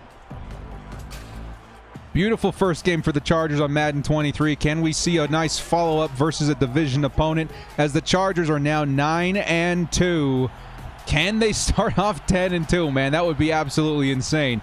As Justin Herbert in the play action finds Donald Parham, who picks up about 4 or 5 yards. It'll be 2nd and 5 coming up. Family, trust, and respect. This is the game for it, baby. Did you see the new gray jersey on the Chargers shop? I did. It looks good. It looks kind of good. I don't know. Out of all the jerseys, my favorite, powder blue, then navy, then white, then royal. And then maybe the gray. But the gray is pretty cool looking. I do dig it. A nice move and a nice run by Austin Eckler, which picks up a first down almost.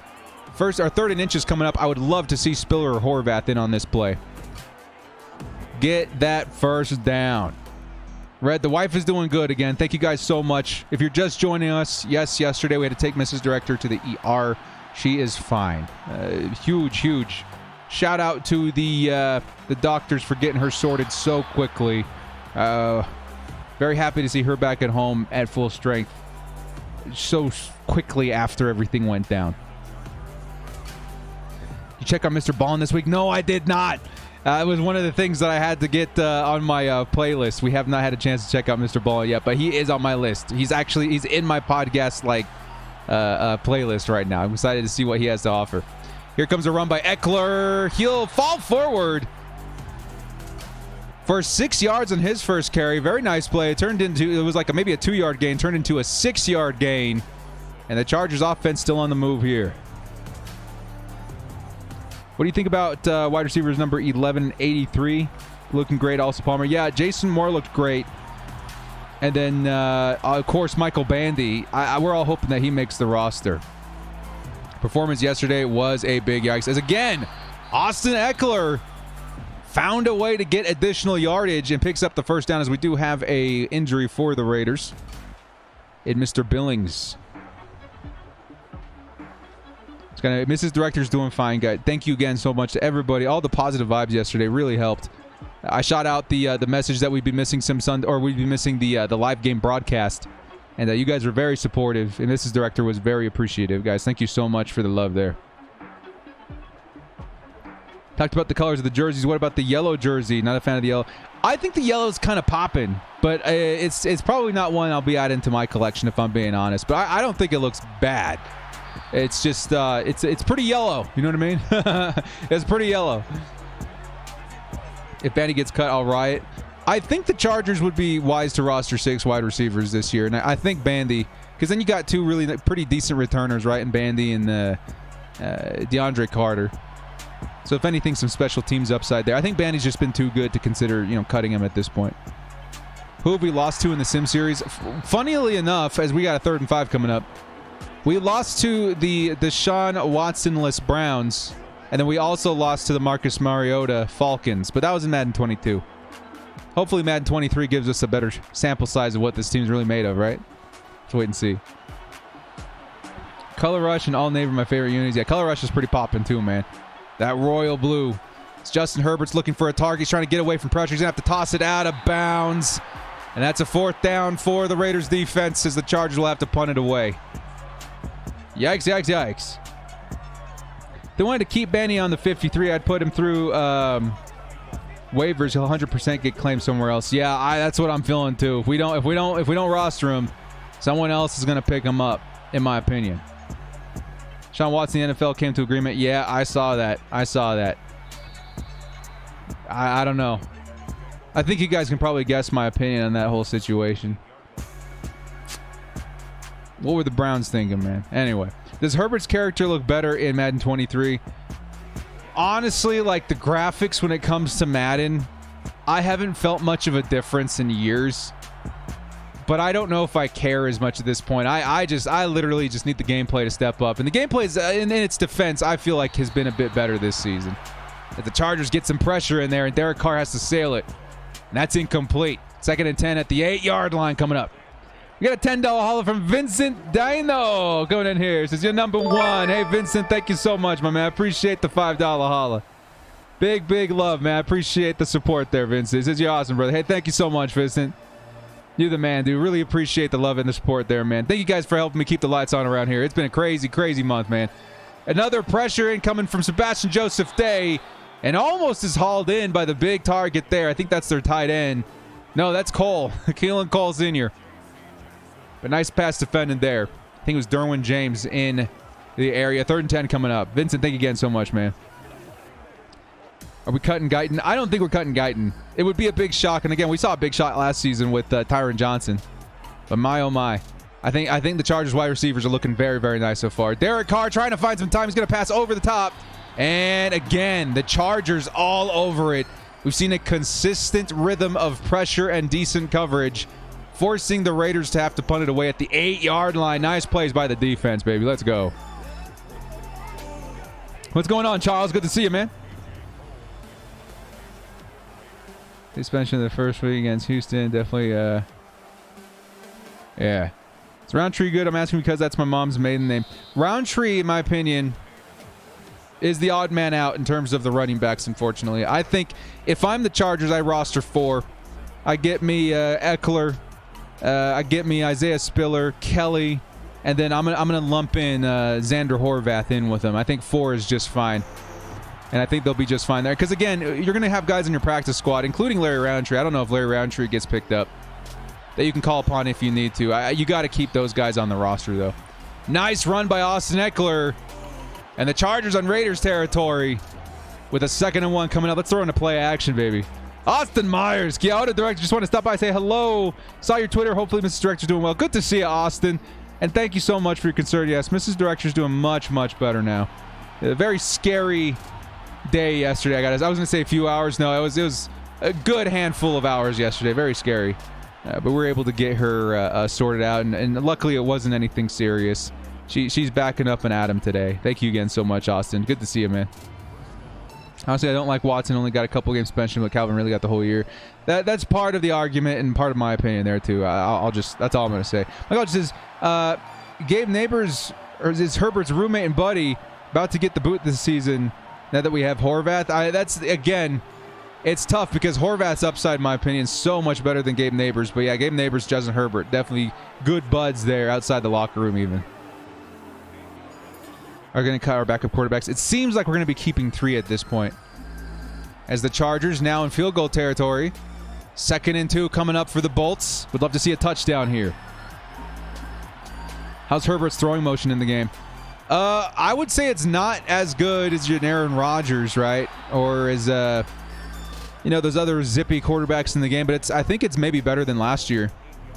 But again, it's hard to tell because most of the season last year, even with everybody running all of them like glitchy quarterbacks, I never really went away from Justin Herbert. The only time I went away from Justin Herbert is when we got Dan Fouts late in the game, and he had a pretty decent release. So I saw a difference there. But I never really noticed it because I just kind of grew into the timing of Justin Herbert's release. So you always just, as you know, before your receiver makes the cut, you just kind of had to time when you needed to get your pass started. And I really didn't find very many issues with Justin Herbert after adjusting to that. What's going on, Lockdown Defense Podcast? Good to see you. Here comes 1st and 15 after the penalty. And Herbert's going to find a target in Austin Eckler, who had a fantastic game versus the Cardinals. He's going to pick up 6. It's a 2nd and 9. Easton looks so much better than Chase last night. I wish we could just keep 2. Yeah, cases to be made there. But I do think that Chase is looking a lot better than he did last preseason, which is maybe saying something. You have an email I can talk to you about your weight loss? Yes, please. The director chargers at gmail.com. If you have any issues with that, please let me know. I would love to help anybody I can. In terms of what I did, at least that worked for me. Everybody's a little bit different when it comes to the weight loss. But I think there are some fundamentals that you can live by, too, that helps a lot. I'm glad they finally made Staley look like himself. Yeah, the whole first half of Sim Series was rough with whatever model they had in there. 3rd and 6. Can the Chargers convert and hope for a touchdown this drive? Justin Herbert looking for a target, and he's going to get sacked. That's Max Crosby. And, of course, you got to worry about Max Crosby when you got a guy like Trey Pipkins in at right tackle. Actually, I don't even know who they have in at right tackle in Madden 23. Looks like Trey Pipkins, number 79. But Austin Eckler, of course, on the chip. He wasn't going to be able to hold him for long. 4th and 13, we're going to see a field goal. Chargers will be able to take the lead, though. Keep 2, then add Bandy as the wide receiver 6. I think, again, if we're going to cut down anything on the offense, it should be at running back. And then you can add Michael Bandy and a wide receiver 6. Wide receiver, defensive line, cornerback especially. Yeah, we need more roster spots, in my opinion. Heard you're in the Chargers Content Creator Fantasy Football League. Yes, sir. Actually, I haven't even talked about that. I haven't even announced that on my channel yet. Yes. If you guys haven't heard, I think I announced it on Twitter a few days ago. I have joined a fantasy football league composed exclusively of Chargers content creators. We'll be going up head-to-head versus the Charger Chat podcast, of which are hosting the thing. Huge shout-out to those guys out there, solid human beings. We got Chargers Unleashed with my buddy Dan. We got the Guilty as Charged guys. We got Bolt Beat. We got a lot of really awesome Chargers content creators all in that fantasy football league. It should be a lot of fun. I don't know if or when the Chargers chat guys are going to be posting updates on that league, but it's going to be a lot of fun. I'll keep you guys updated as well. Should be good. Chargers do hit the 3 points, by the way. And we are looking at the Raiders' next offensive possession starting at the 17. Stick kept turning the ball over, putting in danger. Yeah, that was tough to watch. The Easton Stick interception, the Easton Stick fumble. It's tough. It's rough, but it sounds like at this point the Chargers still want to keep him on the roster, which, again, I do see Easton Stick as a tougher quarterback to account for in terms of his escapability. He's able to make plays out of nothing. Ben says, I will say Staley's press conference last night was the first time I've seen him legitimately call his players for not performing. Very interesting to see that side of the coach. Yeah. Basically, if you guys missed it, what he said is that, you know, that's what these games are for, is to evaluate and see if these players can handle it. And if they can't, we're going to bring in somebody who can. And that's very telling of, you know, maybe what the Chargers decide to do here in the next couple of days. As Derek Carr gets the pass out there to number 87, is Foster Moreau. And it'll be a 3rd and 3 coming up. Chargers Chow announced it. Like, sounds like fun. Yeah, it's going to be a good time. It's going to be a good time. As tall as Norton is, you think he'd be able to hold off right tackle spot? Maybe. But again, I haven't been very optimistic with what I'm seeing on that right tackle spot right now. And Dean Leonard also having a tough preseason, yeah. Here comes Khalil Mack getting free. And the Chargers able to force another 3 and out on defense. He was looking for his running back, Kenyon Drake. But look who was there to stop him, number 3, Derwin James, who's going to be able to force get another 3 and out, and the Chargers are going to get the ball right back on offense. Trey Pipkins looked better last night. I would say of the two, I would guess that Trey Pipkins gets the job if it's between them. But if I'm the Chargers right now, I'm looking for an outside guy. I'm strongly considering a Darrell Williams or something at this point. What do I think of Madden 23 so far? It's pretty good. It's got its quirks, but I would say gameplay-wise, it's much better than Madden 22. It's turning it over that worries me. Either way, we don't want to lose Herbert. Yeah, all of this stems on the assumption that we need to keep Herbert out there, right? Knock on wood. If anything were to happen, I think we're in trouble no matter who's there of the two. They're both weren't perfect, but Pipkins gets the edge, yeah. And I think that's kind of what we were suspecting in the offseason, that Pipkins would get the edge. But I was really hoping to see more improvement from either one of them. Jorge, thank you. But Mrs. Director is doing just fine now, doing just fine. You guys' love and support certainly helped pull her out of that yesterday. Austin Myers, member for 18 months, comes in here with the holla. Says, I know last night was the only preseason game, but like what the crap happened last night? If the starters was playing, the score would have been a different story. Oh, absolutely. That's the biggest thing to walk away from, is that the Chargers really not starting anybody in terms of their starters. I feel like, again, it will be just fine. We saw a lot of experimenting out there yesterday, too, I think is the biggest culprit. The Chargers were trying different things, trying to get a sample size of different players, especially in terms of special teams. As the Chargers and Austin Eckler pick up a huge first down in 3rd and 5. The Chargers get the ball at the 48 with the upside of maybe a touchdown and take a 2-possession lead. Would love to see that. But again, yeah, I'm not particularly worried about it, but it was a pretty bad performance, is all I'm going to say. Can we afford Darrell Williams? Yeah, Darrell's probably only going to be $5-6 million for the year. I think we definitely can move some money around, make that happen. Especially if we're in an all-in season. I don't want to go in with a right tackle spot that big of a question mark. Sawyer looked good. And that's the other thing. The Chargers got options. If they wanted to try Sawyer at right tackle or Matt Fowler at right tackle, they got options. They got options. I'm with giving Sawyer a shot at right. Yeah, again, we got options. If we want to just give some reps to these guys, see how they do. Might as well. Of the two, of course, you would want to see Matt Fowler at right tackle because he's got the reps there, of course. And I don't know if I would want to start two rookies side by side if I can help it. As Austin Eckler underneath is going to pick up another first down. Eckler's been a fantastic weapon the last couple of weeks. Looking very, very good. How do you see the running backs room at this point? Again, I think it's Eckler, Spiller, Kelly, Horvath. I think Roundtree's gone.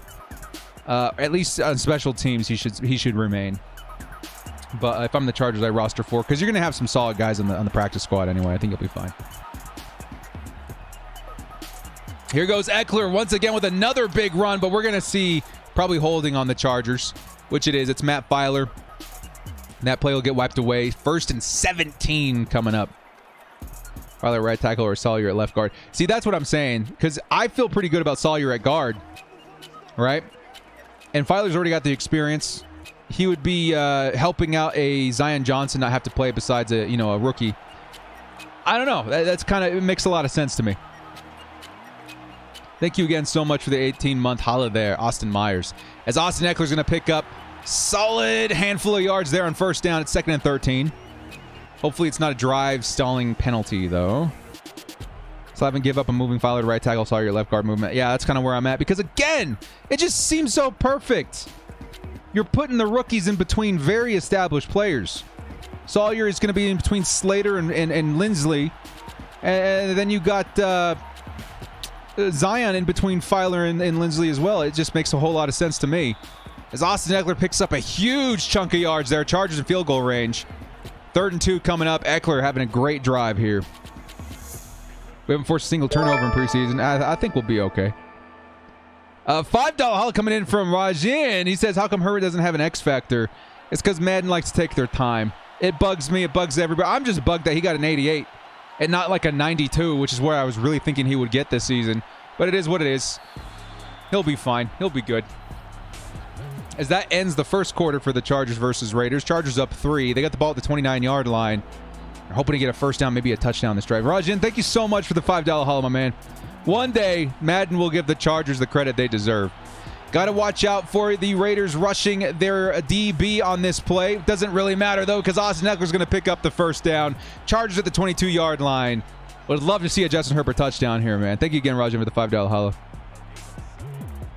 How many more Chargers do you think will be on the list? I must have missed the context there.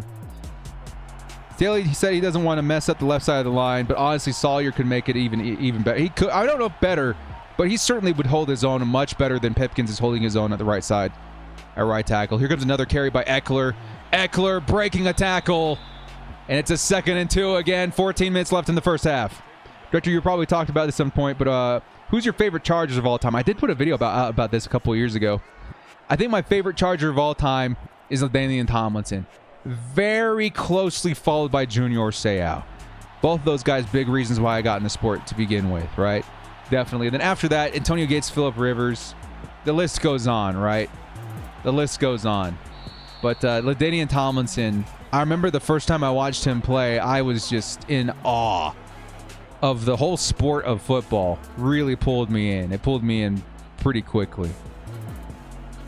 And then as I got to appreciate and love the sport and love the Chargers, I got looking into Junior, and he quickly became one of my favorite players of all time, too.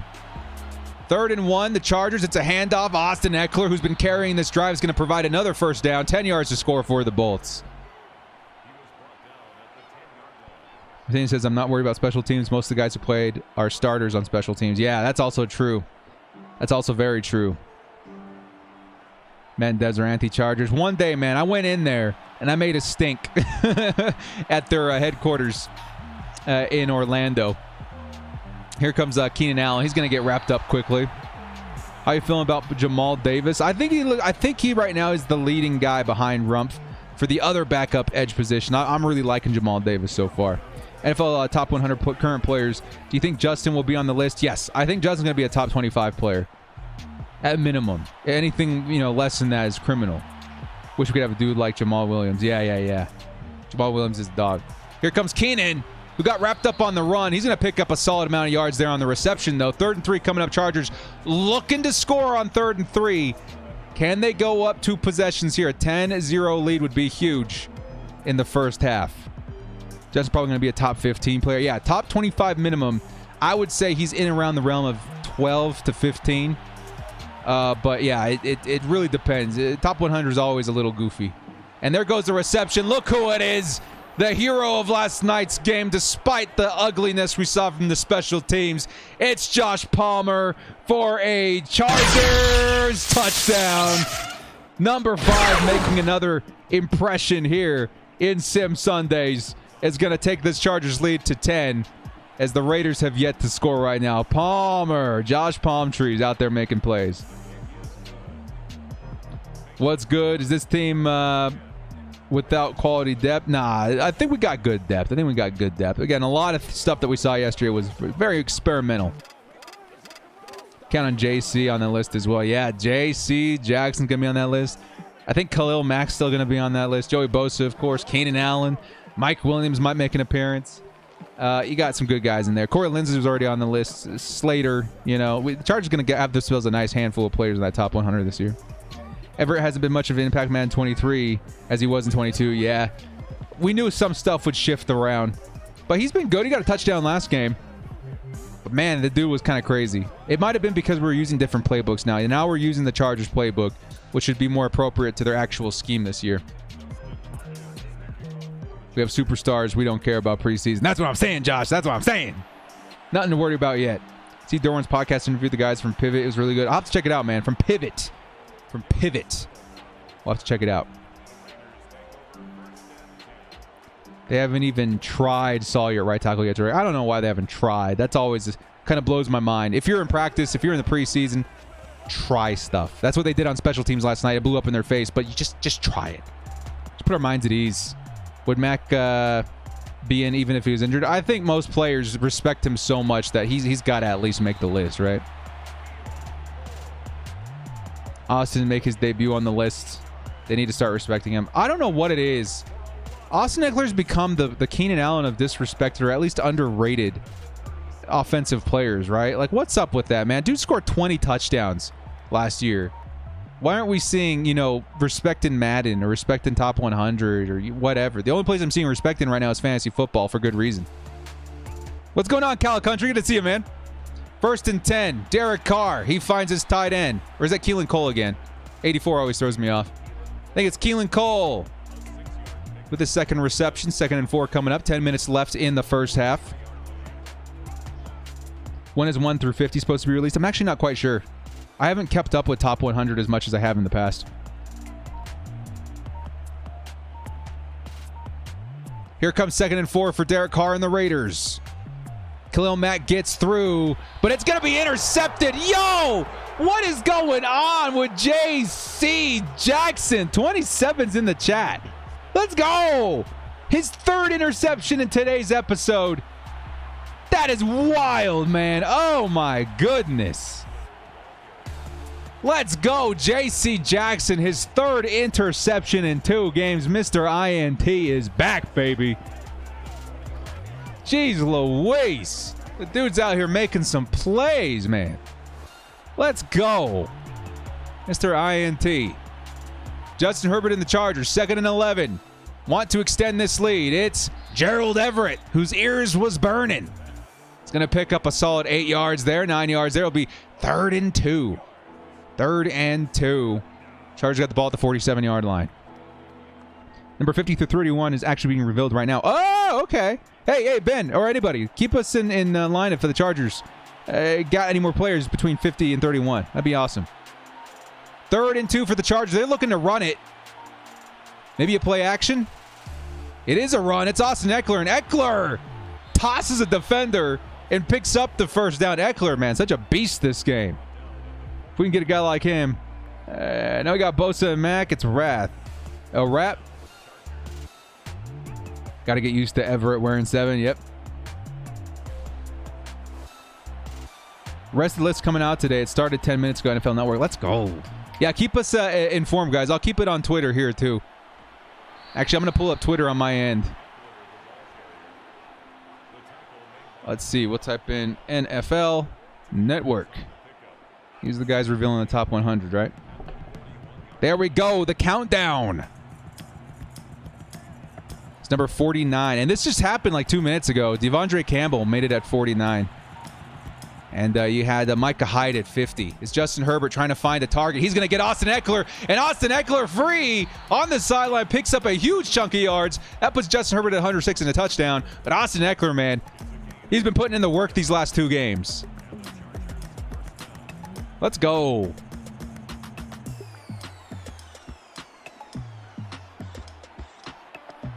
All right, I got the top 100 list on my screen here. I'll keep you guys informed if we see any more Chargers, all right? Let's go. Charger Chris, Mrs. Director's doing much better. Thank you so much for your inquiry. You guys, I posted last night that she was not feeling well, and you guys came in and really brought in the positive vibes. Thank you so much for your support, guys. It means a lot, means a lot. Got to buy a new jersey? Yeah, absolutely.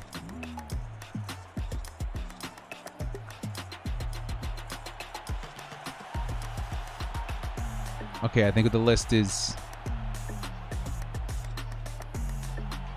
officially ready to go. It's Austin Eckler gets another reception here. 3rd and 4 coming up for the Chargers. I'd love to see another touchdown here, baby. Let's go.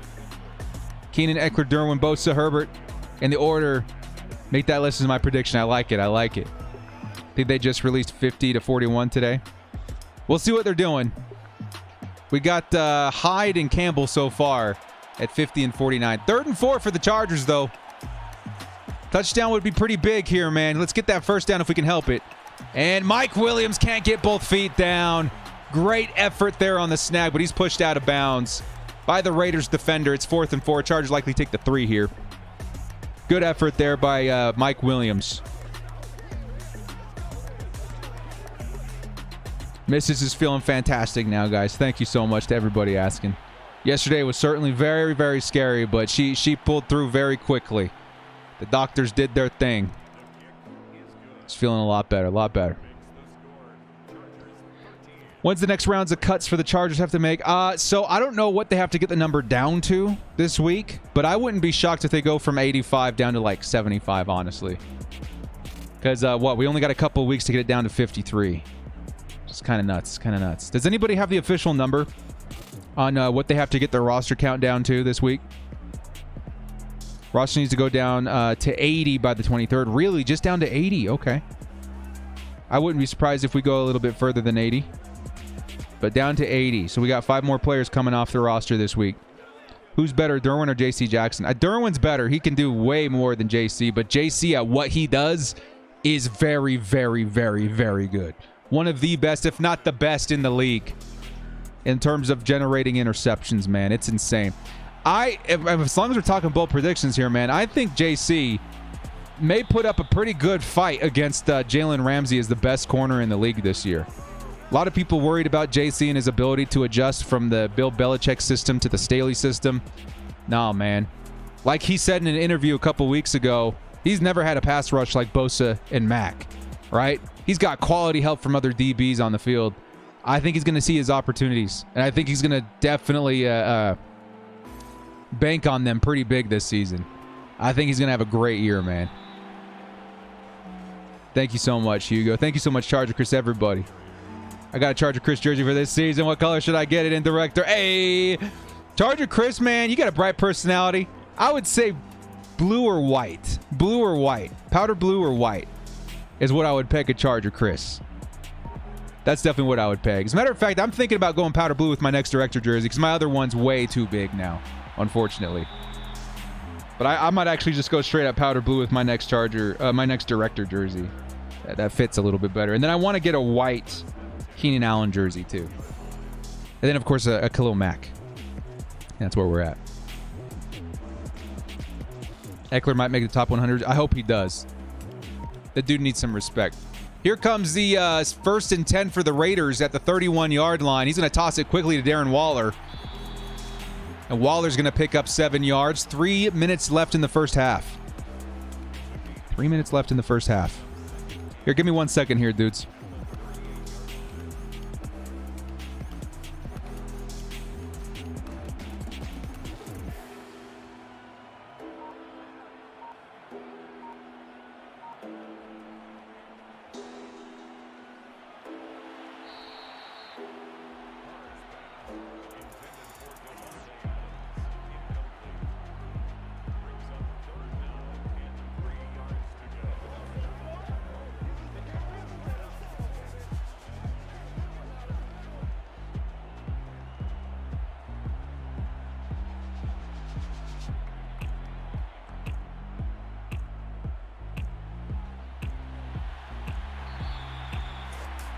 And we are back.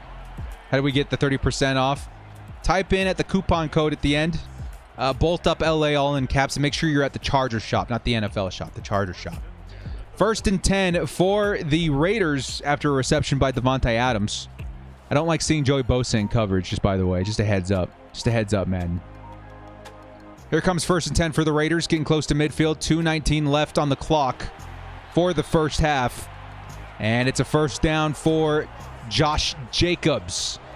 Josh Jacobs, his first reception for 11 yards. Not much in terms of the Raiders' run game so far. They're down 13 points, though. And the Chargers, again, off to a pretty good start like they were against the Cardinals in the last game in this episode. Eckler should get top 100. David Montgomery, Bears running back, got in. Eckler definitely. Did Montgomery really get in? Nothing against Montgomery. He's a good player. But, man, dude, Eckler's way better than Montgomery. By a long shot, too. Like, not even by just a little bit, by a long shot. They're really taking their time after number 49, though. I'm going to tell you that right now. Number 48 was Robert Quinn. As 1st and 10 results in a 2nd and inches for the Raiders at the 36-yard line. We need to see a big play by the defense. Saw the tiny face on the screen. I don't know what that is. Every once in a while, it just does that.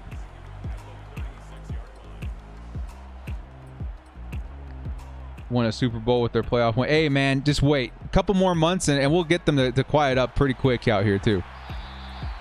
Darren Waller picks up the first down, but just barely. 34 yards, and the clock is still ticking. 1:27 left in the first half. Montgomery's really good, though. Yeah, Montgomery is really good. But I think when you compare the two, Austin Eckler's a much bigger difference maker. Anybody know how serious Spiller injury is? As far as we know, it's not serious. But again, we're waiting to hear. Director, powder blue jersey, Chargers Chris, number 93, since born 93. Let's go, Charger Chris. Let's go, baby. That's the way to do it. You can never go wrong with powder blue. If when in doubt, you powder blue. And that's my philosophy with all players, right? It's like, I want a Derwin James jersey. I just don't know what color. Do I want it in the navy? Nah, I'm going to get it in the powder blue. Unfortunately, I wish I would have waited to get it with the number 3 instead of the number 33. Yeah, Spiller got a minor ankle injury yesterday, but we don't think it's serious. But again, we haven't really heard anything yet.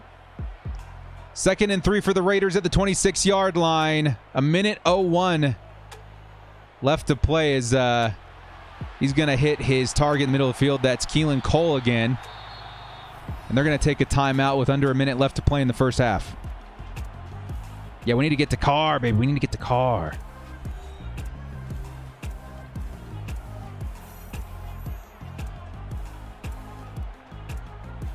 So far, running backs in top 100 are...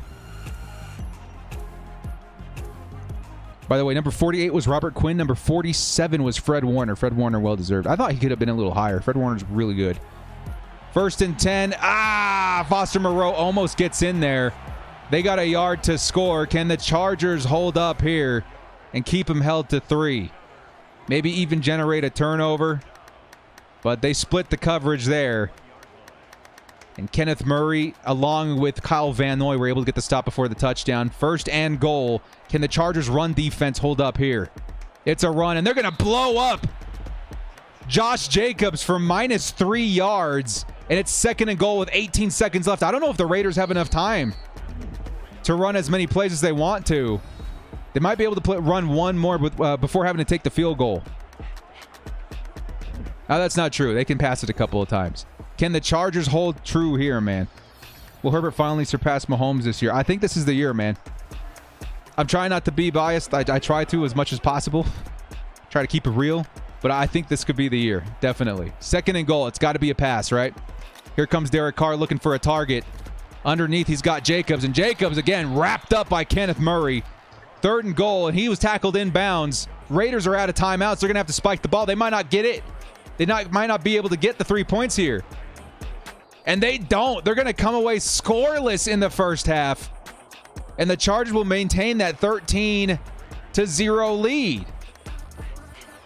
Again, we've been victim of the Madden curse in terms of bad clock management. This time it bites the Raiders, as they're going to start their next drive at the 19-yard line. Win MVP this year over Mahomes. Dude, he's got as good a shot as anybody. Funny how during LT Rivers' era, they wore the Navy unis at home and powder blue jerseys. We're only against division games. Now they usually wear the powder blues. Yep. I think everybody loved the powder blue so much, man. They made it official a few years ago before the jersey redesign. And we're wearing those powder blues with the old design quite frequently. As Joey Bosa almost gets in there. And, Devontae Adams snags it out of the air. Lucky that wasn't an interception. Derwin James had a good play on that ball.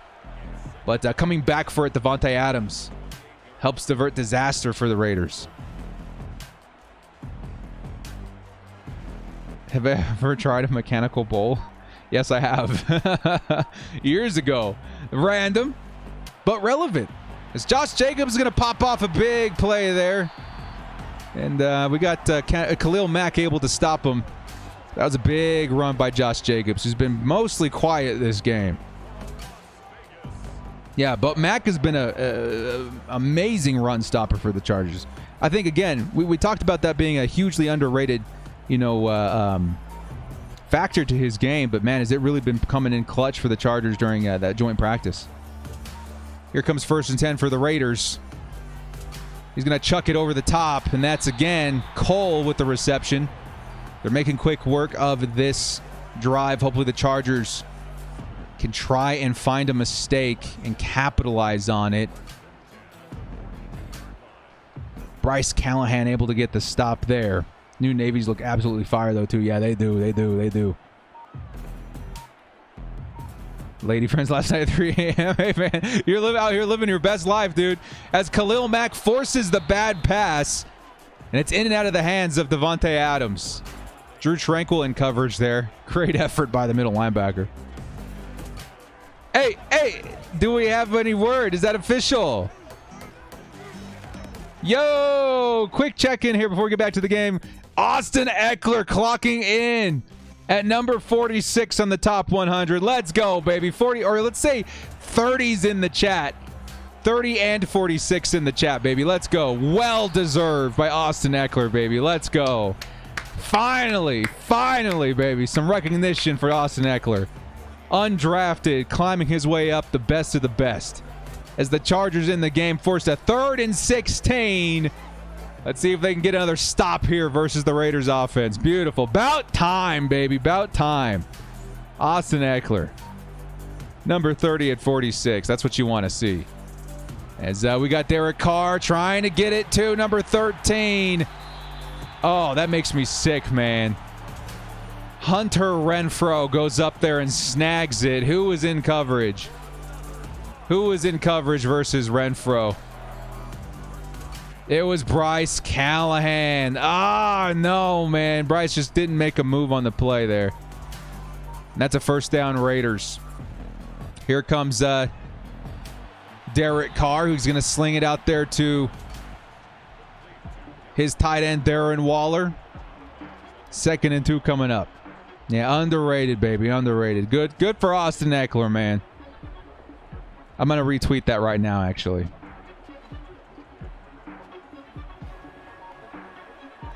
We're going to say 30's in the chat, baby. 3rd and 2 coming up as he sells that one well out of bounds. Well deserved, man. Well deserved. We still got Keenan, Herbert, Bosa, JC, DJ for top 100. Ooh, this team is nasty, man. This roster's disgusting. 3rd and 2 coming up for the Raiders. Still 10 minutes left in the 3rd. Plenty of football left to play. The Chargers sending 4. Joey Bosa gets a little bit of separation there as he's going to hit Hunter Renfrow, though. That's a touchdown, Raiders. Yo, Hunter Renfrow saved them a couple of times. And the Raiders are going to cut that lead down to 6 after the extra point. Man. Where's Derwin's visor? Not able to wear visors 23. I actually don't know. We actually didn't touch anything. We just kind of loaded in because we were like, okay, so the roster, everything should be, set up properly in Madden 23. Hopefully we see Derwin in that visor come in soon. Gets at least 15 touchdown, climbs up from 46 into the 30s next year. I believe it, man. Believe it. Yeah, we got some high-end players on this team, man. This roster is absolutely stacked. Royal Blue jersey's not bad. They're not bad either, man. Royal Blue's not bad either. I think, again, just because it's like at the bottom of my favorite jerseys doesn't mean I don't love them. They're like Star Wars movies to me. Dude, the Rise of Skywalker was a train wreck. It was a travesty. I still love it, though. I still watch it because it's Star Wars. You know what I mean? Can't go wrong. Had the bull 10 times near your store. Yeah, man. I remember. I don't remember where I was, why there was a mechanical bull there. But we tried it once. It was fun.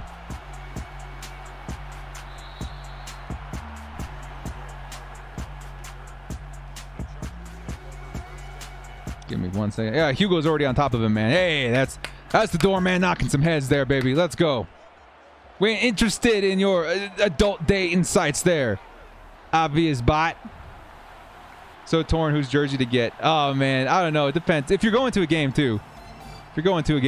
I would also help have that play a factor. If you're going to like the Raiders game, make sure you get a Mac, right? If you're going to, I don't know. There's some cool stuff. Because I want a J.C. Jackson jersey too, man. Funds have been a bit tight this year, so we haven't been able to get any jerseys ahead of time. We've been putting a lot of money into that food truck. Here comes 2nd and 4 for the Chargers. We're up 6 points here. I'd love to see this lead grow a little bit, and that's going to help. Keenan Allen with the first down there. They got the ball at the 35 now. Disney ruined the saga. They did some good things. I thought that Rogue One was one of the better Star Wars movies I've ever seen. Like, that movie was fantastic. I loved Rogue One, and I had a lot of fun with The Force Awakens. That was definitely not a bad Star Wars movie. After that, the sequel trilogy really just started dropping the ball. So Austin Eckler picks up a solid first down there. Nice run by Eckler. But yeah, the Last Jedi, the Rise of Skywalker, very forgettable. But I loved Rogue One, man. I had so much fun with Rogue One. That's my favorite of all the new Star Wars movies for sure. And I actually enjoyed Solo. A lot of people don't like Solo. I enjoyed Solo. I had some fun with Solo too. Here comes 1st and 10 for the Chargers. Looked like a run. It's not. It's going to be Donald Parham in the sideline, but he can't get his feet in. 2nd and 10 coming up. 27 and White. Ooh, Richie.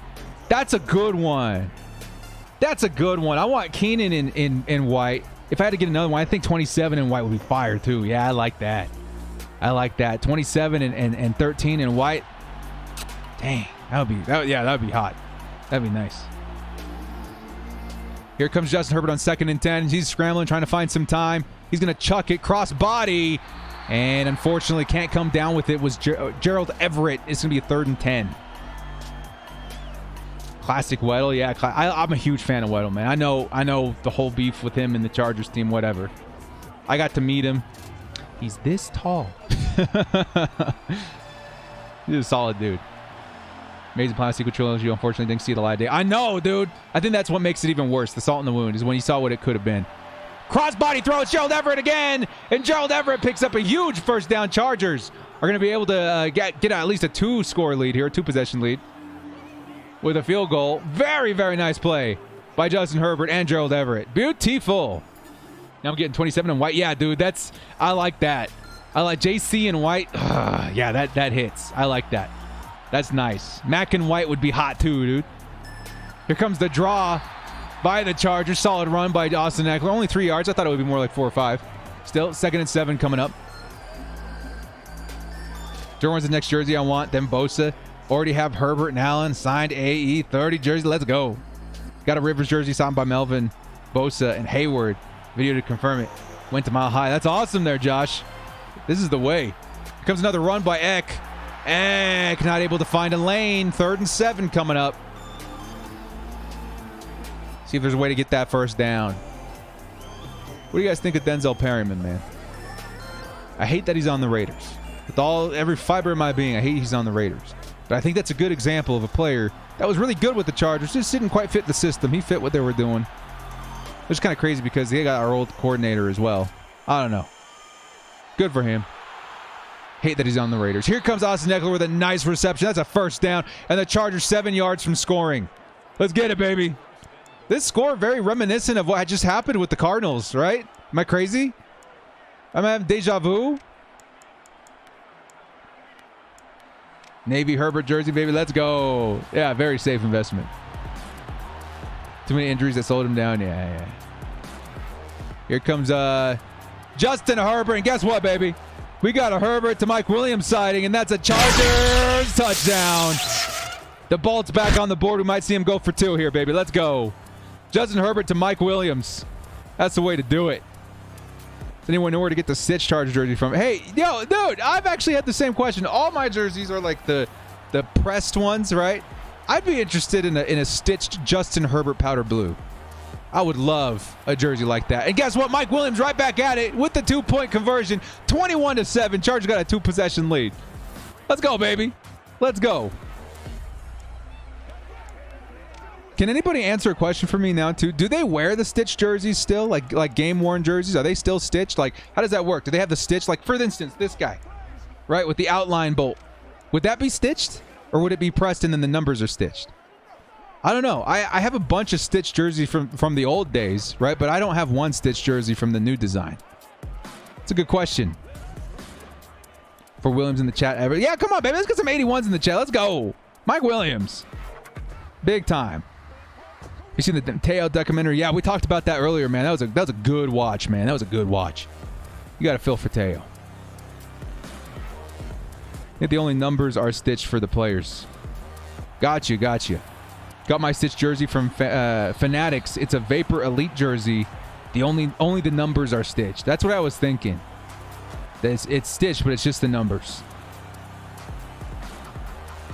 The bolts are pressed. Got it. I think I still would be interested in a stitched Justin Herbert. Numbers and nameplates are stitched. Gotcha. Yeah, man. I'm a big collector in the jerseys. Because even yesterday, big run by Drake. Or is that Josh Jacobs? I think it's Jacobs. Big run by Jacobs. Chargers with 21-7 lead, though. 3 minutes left in the third. Still a lot of football left to play. We'll have to see them try and cap this off with another stop on defense. Anyway, it's cool having a collection like that, right? Because when I was going through looking for my Teo jersey, because I was pretty sure I had a Teo. I was a big fan of Teo, man. Despite everything, I was a big fan of Teo. And I found it. And it's kind of interesting going through all the players. I think I have Quentin Jammer. I got Ryan Matthews. I got, oh my goodness. Who was the other corner in the Quentin Jammer days? His name escapes me. I had him too. Cromartie. Vincent Jackson. It's kind of crazy. Just kind of going back. Gustavo says, finally, I get that blue logo. Let's go. Gustavo, 13 months, man. Thank you so much for the support there, dude. That blue director slate, which I got to update, by the way. We're going to get those lightning bolts in there soon. I got a lot of stuff to do before kickoff, official kickoff. After the penalty, it's going to be a run for 1 yard. Second and 14 coming up. Much appreciated there, Gustavo. 13 months of support, man. I really appreciate the love there, dude. Really appreciate the love. Kaysen. Yes, I have Kaysen, too. Antoine Kaysen. I got him as well. Michael says, I hope Mr. Director's doing well. Yes, Mr. Director's bounced back. She's definitely good now. It was scary yesterday, but doctors did some quick work, man. I tell you, she was right back at it. Again, it was a long day. It was a long day, but she's right back at it that night. She did great. Thank you so much, man. Drayton Florence. I do not have a Florence jersey. I'll say that, though. I do not have Florence. 3rd and 7 coming up for the Raiders. This is a big one, man. Chargers get a stop here. I mean, this game's looking pretty good. They have Herbert jersey on Fanatics that are stitched. Okay, I'll look into it, man, for sure. Here comes the pass, and underneath. Don't think he got his feet down. He did not. Cole came up with the reception. I don't think he got his feet down, though. Are they saying he did? Let's take a look. It like glitched. It happened so quick. I don't know. It doesn't look like he got his feet down still, even in the slow motion. What's up with that? I do have Sean Merriman. Yes, I do have Sean Merriman. I have a Sean Phillips as well. 1st and 10. Passed underneath. He had to come back for it. It's going to pick up about 3. 2nd and 7. No thoughts of Hunter Campmoyer. I think Campmoyer is really good, but that tight end room is going to be complicated to get into.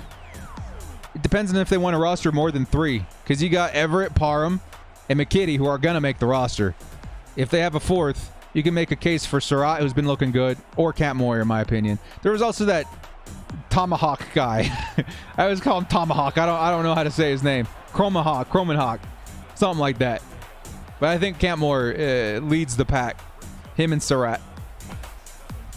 3rd and 7 coming up after Derek Carr overshot Devontae Adams. Hey, man, as much as I'm happy for Devontae Adams and Derek Carr getting to play again together, I think maybe Devontae Adams is going to be a little frustrated about the drop in quality of passes between Derek Carr and Aaron Rodgers. Oh, baby. Speaking of which, Derek Carr overthrows another target, and it's going to be 4th and 7.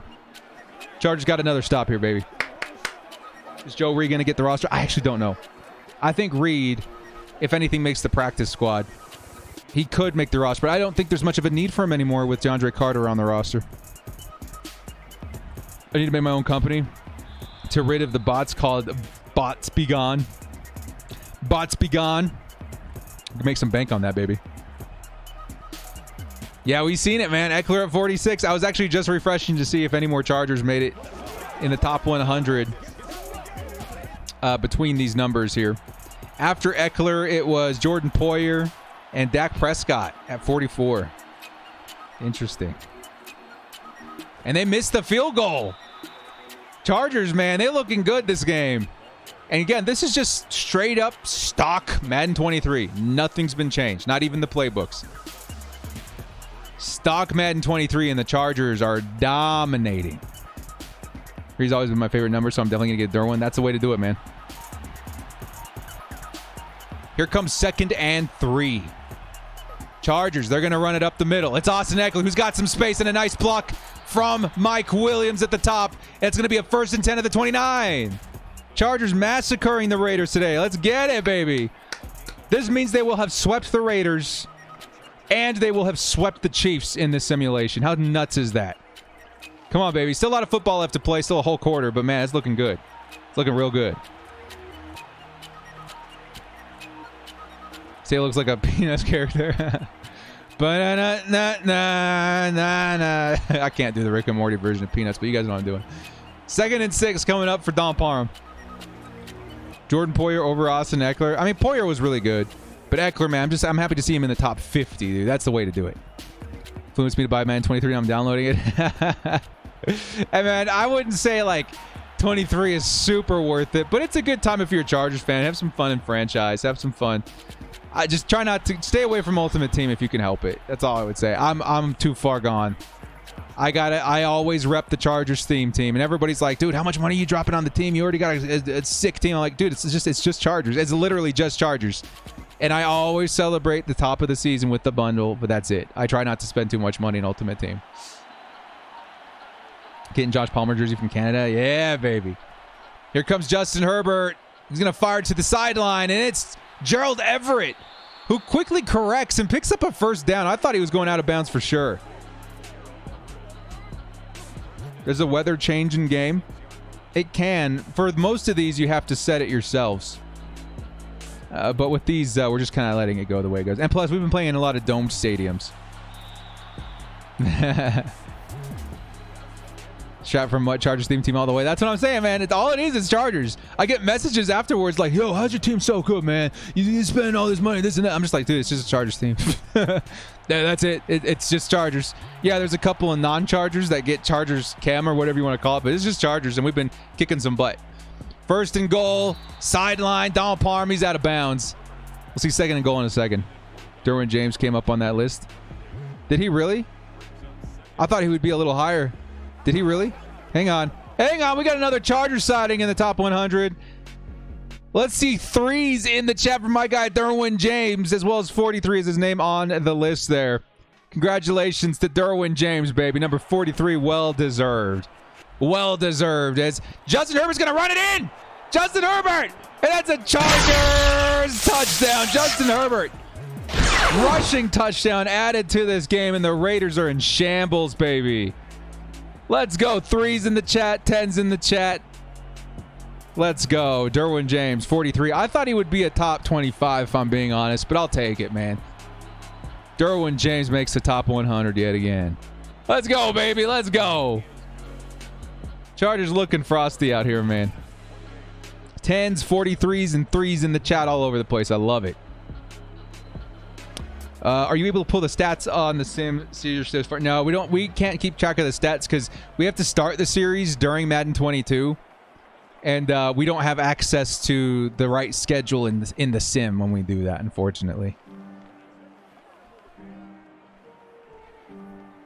Derwin Schmidt been top 20. That's what I was thinking, top 25. But you know what? I'll take it. 43. Derwin James. That's the last year he's going to be outside the top 25. I'll tell you that right now. Justin Herbert and the Chargers, by the way, in the sim, 28-7, 1 quarter left to play, and the Raiders are looking cooked. Raiders are looking cooked.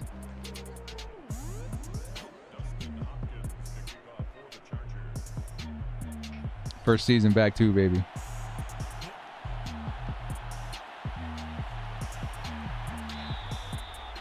Here, give me 1 second here, Bo fam.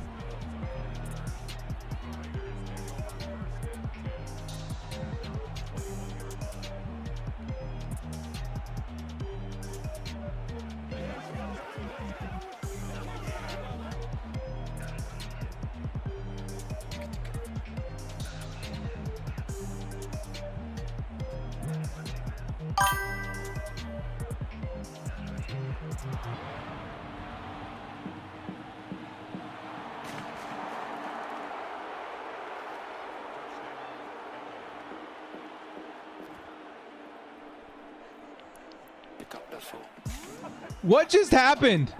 Yo! What just happened? The Chargers forced a fumble. Morgan Fox returns for a touchdown. Let's go. Envy Talent with the good vibes. 14 months. This is what a horrid game, but glad that Mrs. Director's okay. Who's your darling so far in the preseason? Yours is Chris Rumpf. Yeah, dude, he's been so good, Chris Rumpf. What the hey? Let's go, Morgan Fox. 56 is in the chat. Chargers, that's the icing on the cake, baby. That's the icing on the cake. That's a Chargers touchdown. Morgan Fox, Chargers get a defensive touchdown. Let's go. Wow. Pass rush, man. Let's get it. Envy, thank you for the 14th month. I would say Rumpf has been so good, but it's... I'll stick to it. It's Josh Palmer for me. Palmer has just been so unbelievably good in my mind. But yes, Chris Rumpf's been so good as well. Crazy, man. Crazy, crazy. Want to know Everett's stats were... I bet he'll end over 1,000 in the Sim series. If you guys want, I show the stats at the end of every game. If someone's got the time, you're more than welcome to go back and like just write down the stats for some of these players. Because we show them at the end of every single game. I don't think we've missed one. Michael Bandy's real good too, man. Let's go Morgan Fox with the touchdown. Let's get it, baby. 14 minutes left in the game here. 35-7 is your score. The Raiders are cooked. Speaking of the pass rush, Joey Bosa getting in there. But Carr's able to get the pass off to the flat. It's going to be a 2nd and 3. Let's get a hot take, Director. How many picks and sacks do you see us getting in week 1 realistically? Ooh, this is a good question. Okay, so you got to take into account a couple of things, right? First game of the season. Everybody's just still kind of getting in sync. You got the starters out there in the field for a prolonged period of time for the first time. Yet again, though, you have to also take in consideration this is the first time for a lot of Raiders players as well. Not to mention that the Raiders have a horrific offensive line. Their wide receivers are pretty good, but I don't know if that makes up for what the Chargers are going to do to them in terms of pass rush. There's going to be a lot of mistakes made by Derek Carr week 1, in my opinion, because of the Chargers' force with Khalil Mack, Joey Bosa. We can say Morgan Fox, Sebastian Joseph, Austin Johnson. I'm going to say realistically, the Chargers log 3.5 sacks, one of which is definitely by Mack, one of which is definitely by Bosa, and they get 2 interceptions. Does that seem fair? At least one, but 2 interceptions. I'm going to say 3.5 to 4 sacks and 2 interceptions is what I'm thinking for week 1. Does that seem fair and realistic to you guys? That's what I'm thinking. 3.5 sacks, 2 picks. I think that would be nuts. Our offense going to destroy their bad defense. And they don't got DBs. This is another thing. That's why everybody's like, oh, you're sleeping on the Raiders. Well, it's because out of the AFC West, your guys' secondary blows. And we got crazy receivers all over the division. And your offensive line blows. Every single team in this division has crazy good pass rushers. As good as their offense is, which it is, Waller, Devontae Adams, of course, Derek Carr's okay, Jacobs is good, Renfro is good. Like, as good as their pieces are, they got some bad spots, man. Some bad spots. Which is why I think they dropped to the bottom of the division after making the playoffs last season. JC and Asante with pick. I'm going to say JC gets a pick week 1. He's going to hype the heck out of everybody. And then I'm going to say Derwin James actually gets the other pick, if I had to put money on it. I would say 3.5 sacks, 2 picks. 3 sacks, 2 picks, pretty spot on. Yeah. I think Bosa and Mack get a slice of Derek Carr. Then we might see another sack by maybe even a DB. I don't know. Ooh, big passing play for Derek Carr to Cole. Too late, though, I think. They're behind way too far at this point. And then definitely, yeah, I want to see Derwin James. Maybe even Derwin gets that other sack. I don't know. That's what I'm thinking. They had a starter get injured already? No, I actually don't know. I don't know. Arguably the worst quarterback and inarguably the worst secondary in the division and one of the worst offensive lines. Them and the Broncos are pretty neck and neck for the worst offensive lines in the division. It's pretty bad, man. I think the Chargers and the Chiefs are going to ascend above both of them, and then it's really going to be who can dog it out between those two teams, just in my opinion. 1 pick for JC, 3 sacks, 2 Bosa, 1 DJ. Hey, 2 for Bosa would make me happy too, man. Let's go. Here comes 2nd and 4 for the Raiders with 10 minutes left in the 4th. Carr's looking for a target over the middle. He's going to get it. It's Devontae Adams with a Raiders touchdown. But I think it's too little too late. Your score is 35-14 pending the extra point. Chargers still have a considerable lead.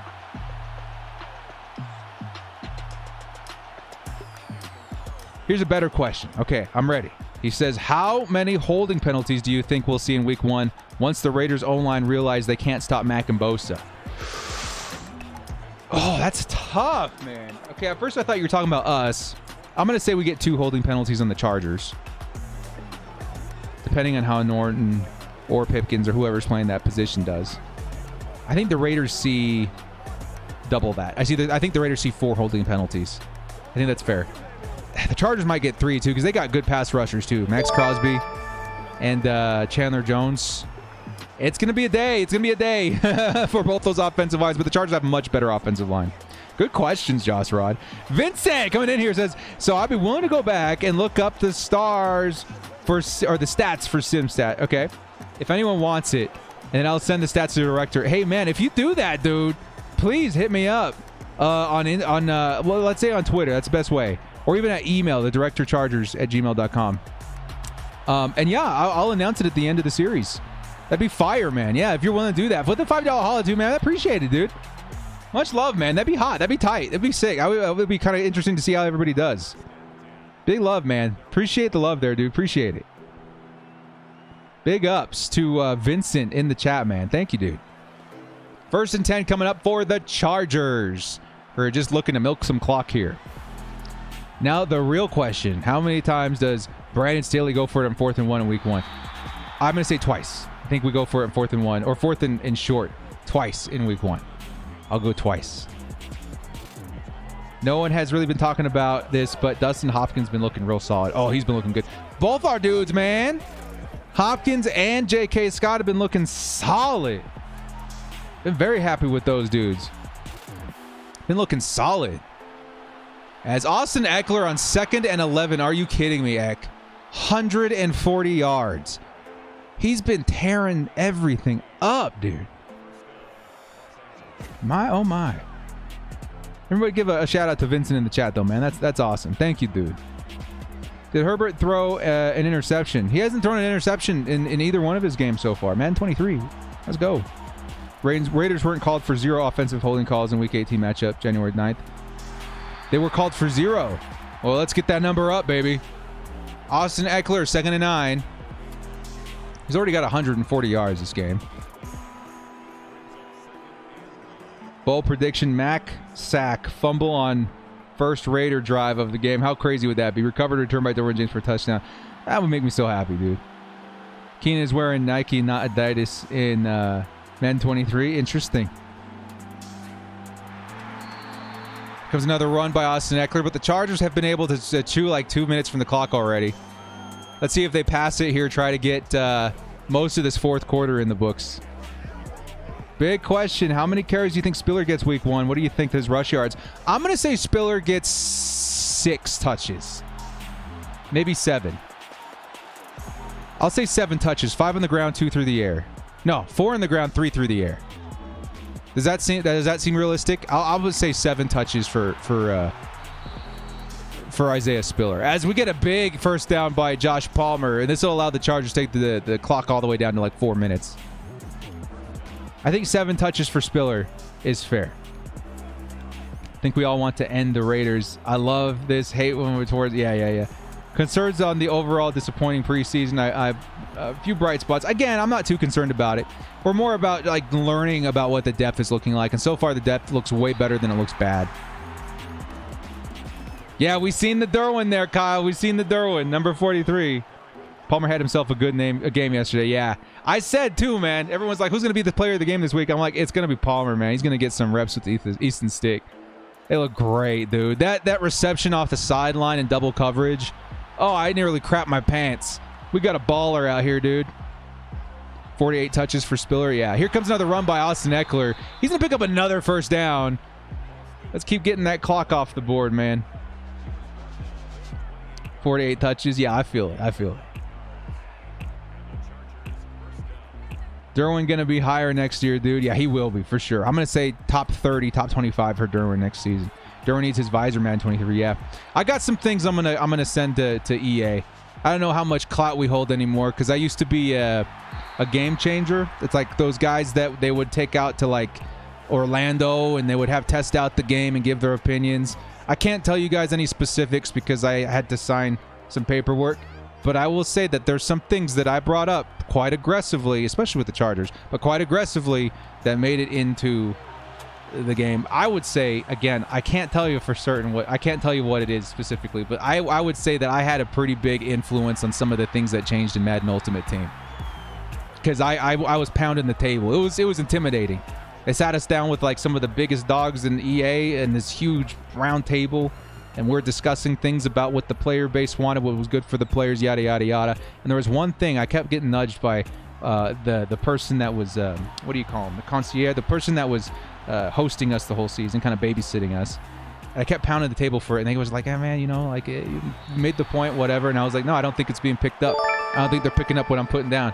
And I was very aggressive about it, and it ended up being a really big thing in Ultimate Team later on. But again, I can't say what it was.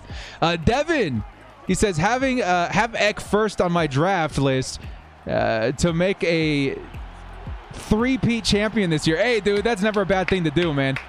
That's never a bad thing to do. As the Chargers, after milking half the clock there, are going to pick up that field goal. Dustin Hopkins has been pretty spot on. 38-14 is your score. Chargers have the double of the score there now, too. Yeah, baby. Good luck, Devin. Yeah, you cannot go wrong with Austin Eckler in the first round. Dude's been amazing. Thank you so much for the $5 holo, man. I appreciate it. I think it's going to be, yeah. Let's get these bots out of here, baby. Austin's my favorite Chargers running back ever. 30 gang. Hey, man, it's the Eckler era, dude. Eckler era. I will always, and I think it's totally fine, right? Because like it depends on what age you're brought up in. I was brought up in the Tomlinson age. Oh, woo! That was some Chargers football, baby. Darren Sproles and even Michael Turner. We had some dogs back there, man. But then again, Austin Eckler's been fantastic. You can give a nod to Ryan Matthews even, man. I liked Ryan Matthews too. Eckler has the moves. She cut the backfield. Yep. Xander's been great too. Zach Schraff, come back here with the $2 haul, man. Appreciate the love, guys. Appreciate the love. I'll look for your next comment there too, man. Even when we're up 38-14, I want to keep going, score touchdowns. Yeah, Darren Sproles. Darren Sproles is so much fun to watch too, dude. Dude, the lightning bug. I want to see him in Ultimate. Is anybody else? We're playing Madden. I can ask Madden questions. Joey Bosa's getting in there untouched. Dude, Joey Bosa with the sack, baby. Let's go. 2 sacks for Joey Bosa. Was it Alex Leatherwood that just kind of watched? Look at Alex Leatherwood. Big sack by Joey Bosa. Anyway, we're in Madden, right? We're in Madden. Let me see if there was a comment there by Zach that we missed. Thank you, Zach, so much for the $2 holla. I haven't seen anything yet. Madden Ultimate Team, right?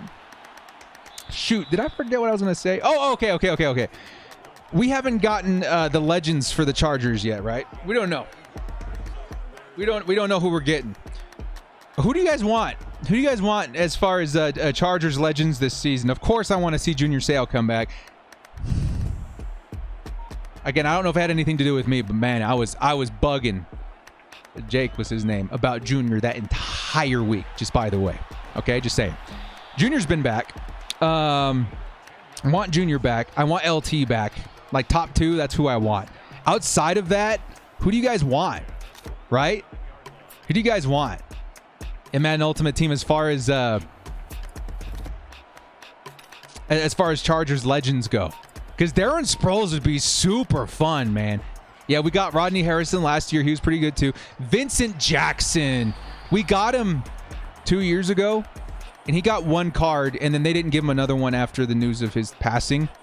I would love to see him back. I honestly would. Just, I don't know. Madden is Madden, right? It's whatever. But just seeing, you know, his number out there on the field, I think is respectful. You know, I like that as a Chargers fan. I feel the same way about Junior Seau, number 55. Even though he's not the best in terms of like linebackers in the game all year, I always rock him because I love seeing that number. It's just, I don't know. It's fun. Jamal Williams is a big one on my list too, dudes. Jamal Williams, with the way that Madden's been playing, would be a beast. But I think this season in particular, Sean Merriman would be fire too. I mean, we do have Bosa and Mack, so we got great pass rushers. You could even move Bosa or Mack to defensive end if you have to, and add in Sean Merriman or even Phillips. But I think right now, dudes, the biggest legend that we can add from the Chargers past that would help this season is Antonio Cromartie. We need Crow, dude. We need Crow. You got to get those fast, tall cornerbacks in Madden this year. Him and Vincent Jackson would probably be the two biggest legends to get for the Chargers this season, outside of Junior and LaDainian Tomlinson. I think those are my dudes this year. Yeah, we got to get Crow. We got to get VJax. I think those are the two biggest ones that would help. Sayal and VJax probably, possibly leaked for Mud already. I mean, if we get VJax, dude, that's a huge dub. That's a huge dub. And then Sayal, of course, I want to see back. Because they're making the middle linebacker a little bit more viable with how they play against the run. Leslie O'Neal. Yeah, Crow would be big. We got Gates last year. Gates was so good, dude. You know what I ended up doing? I ended up moving Gates to my fullback position, and then I put him in as my slot receiver. That was one of the best moves, especially when Gronk came out. That's what I ended up using my 99 pass on. Gronk, he was super glitchy. Everybody had to use him. But I wasn't done with Gates, so I moved Gates to my slot in terms of like the special players or whatever, and he was insane. And then he also played fullback for me. He was my secret weapon. Everyone was always shocked. They're like, wait, what? He was so good, man. So good. Malcolm Floyd would be a great option too. You want height and you want speed at those skill positions this season. So honestly, to me, in terms of importance, it would be Crow, number one, is the best legend that we could get this year, followed by Vincent Jackson. I do want LT and Sayal back, but again, the game plays where running back and middle linebacker, unless you're a huge running back, they don't really play any different. And middle linebacker, unless you're really fast, don't really play much different. As we're going to get a sack there and a fumble. Did the Chargers fall on it? Sebastian Joseph Day picks it up, and that's a GG's. This game's over. This game's over. Natron Means, dude. How heavy was Natron Means? How heavy was Means? He actually would be really good. Yo, that shit, I didn't even think of that. Means would be good. How heavy was Means? You got to be over 230. He was, 245 pounds. Means would be mean. Yeah, dude, I could totally see that. I could totally see that. Kellen Winslow, I would love to see back, dude. Yeah, Means would be good. So, okay, in terms of how Madden plays, it's Crow, then VJax, then Means, then Williams.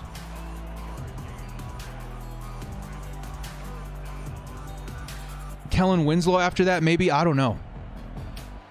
No, Malcolm Floyd would be on that list too. Tall, fast, and big and heavy are what you want in Madden 23. Yeah, Natron, the Means would be so good. Quentin Jammer would be. Quentin, how tall was Quentin? He was like 6 feet tall, right? I kind of miss talking Madden. I'm not going to lie, guys. But at the same time, I don't love it nearly as much as I love the Chargers. So I don't know if it was the right move to move just to the Chargers. Okay, so we got Quentin Jammer. He was 6 feet tall. He would be fine too, man. He'd be good. He'd be good. But yeah, Crow would be great. Crow would be great. Still loves the Chargers too. Yeah, I seen that. And then VJax. And then Means, Williams, Floyd. These are the guys. These are the guys. Yes, 37. Yes, we've had Rodney Harrison in the past. But he's always... he's got decent height on him. But they don't do him justice in terms of his speed. I never feel like. Right? Maybe it's just me. We got Lance Allworth the last couple of years. He's been great. Typically with your wide receivers, and again, it's so stupid. It doesn't matter how big you are or how tall you are. You should have something that gives you the edge, right? Like Darren Sproles. He would play okay in this game. In reality, he should be a huge difference maker, but it's because he's so small. Who cares, right? Even Tyreek Hill in the game. He's really good early because he's fast, but after that, when everybody starts catching up to him in speed, you highly want a guy that's at least 6'2", which is so dumb to me. Everybody should have something that they bring to the table that's a little bit different. It is what it is. Yeah, baby. Let's take a look at these player stats and then get out of here. I'm going to go spend some time. I got some cartoons I've been meaning to watch with Little Director. Let's take a look at these stats. Justin Herbert, 211 and 2 touchdowns. He looked pretty good. Austin Eckler, once again, 158 on the ground. And then 97 through the air. You're talking over 200 total yards there. Raymond Field says, J. Herb. Wait, really? Yo, first off, thanks for the $5 holla. Justin Herbert, that early? Justin Herbert at number 40. You know what? I'm glad he's on the top 100. I thought he was going to be top 25. Yo! Congratulations, Justin Herbert. Super hype. 10's in the chat, baby. 10's in the chat at number 40. Let's go, baby. Herbert's going to get there, man. After this season, mark my words. Justin Herbert's a top 15 player on this list. But good for Justin Herbert, man. Despite that, good for Justin Herbert. Austin Eckler had a big day. Everett, Palmer had the touchdown. Williams had the touchdown. Only one reception for Williams, kind of insane. Tackle for loss, Drew Tranquil, Joey Bosa, Kenneth Murray. Sacks, 3 for Joey Bosa. We had the interception by J.C. Jackson. We had 2 forced fumbles for Joey Bosa. So 3 sacks, 2 forced fumbles, one of them of which I think was returned for a touchdown by Morgan Fox. This one's tight. Once again, it's Austin Eckler versus Joey Bosa. Who's going to get the game ball? Let me know in the comment section. Hurry, because I'm going to get to Little Director here. Who do you guys think? Between Joey Bosa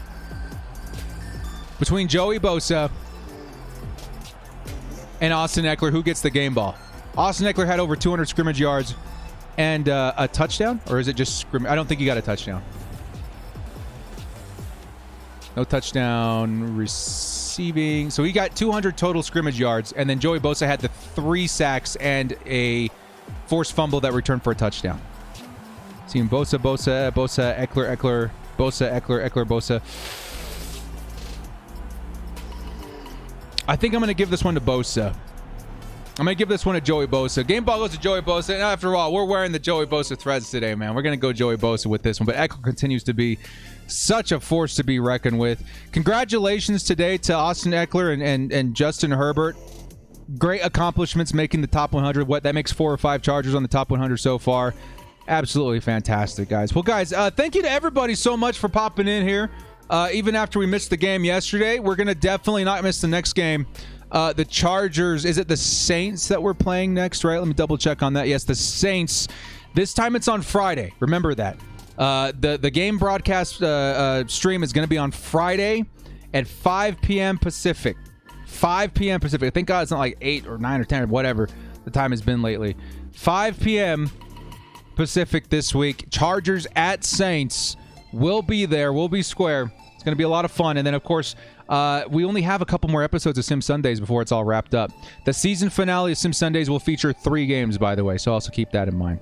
Well, guys, thank you so much for joining me. This has been the Director. Thank you to everybody so much, all the members, all the super chats, everybody for supporting the stream. It's been a really fun one. We'll see you guys with our follow-up video with the Cowboys tomorrow or Tuesday. And then, of course, we got more streams coming up this upcoming weekend. Guys, thank you so much. This has been the Director. We'll see you next time. And as always, bolt up and stay frosty, baby. Joey Bosa, baby. Let's get it.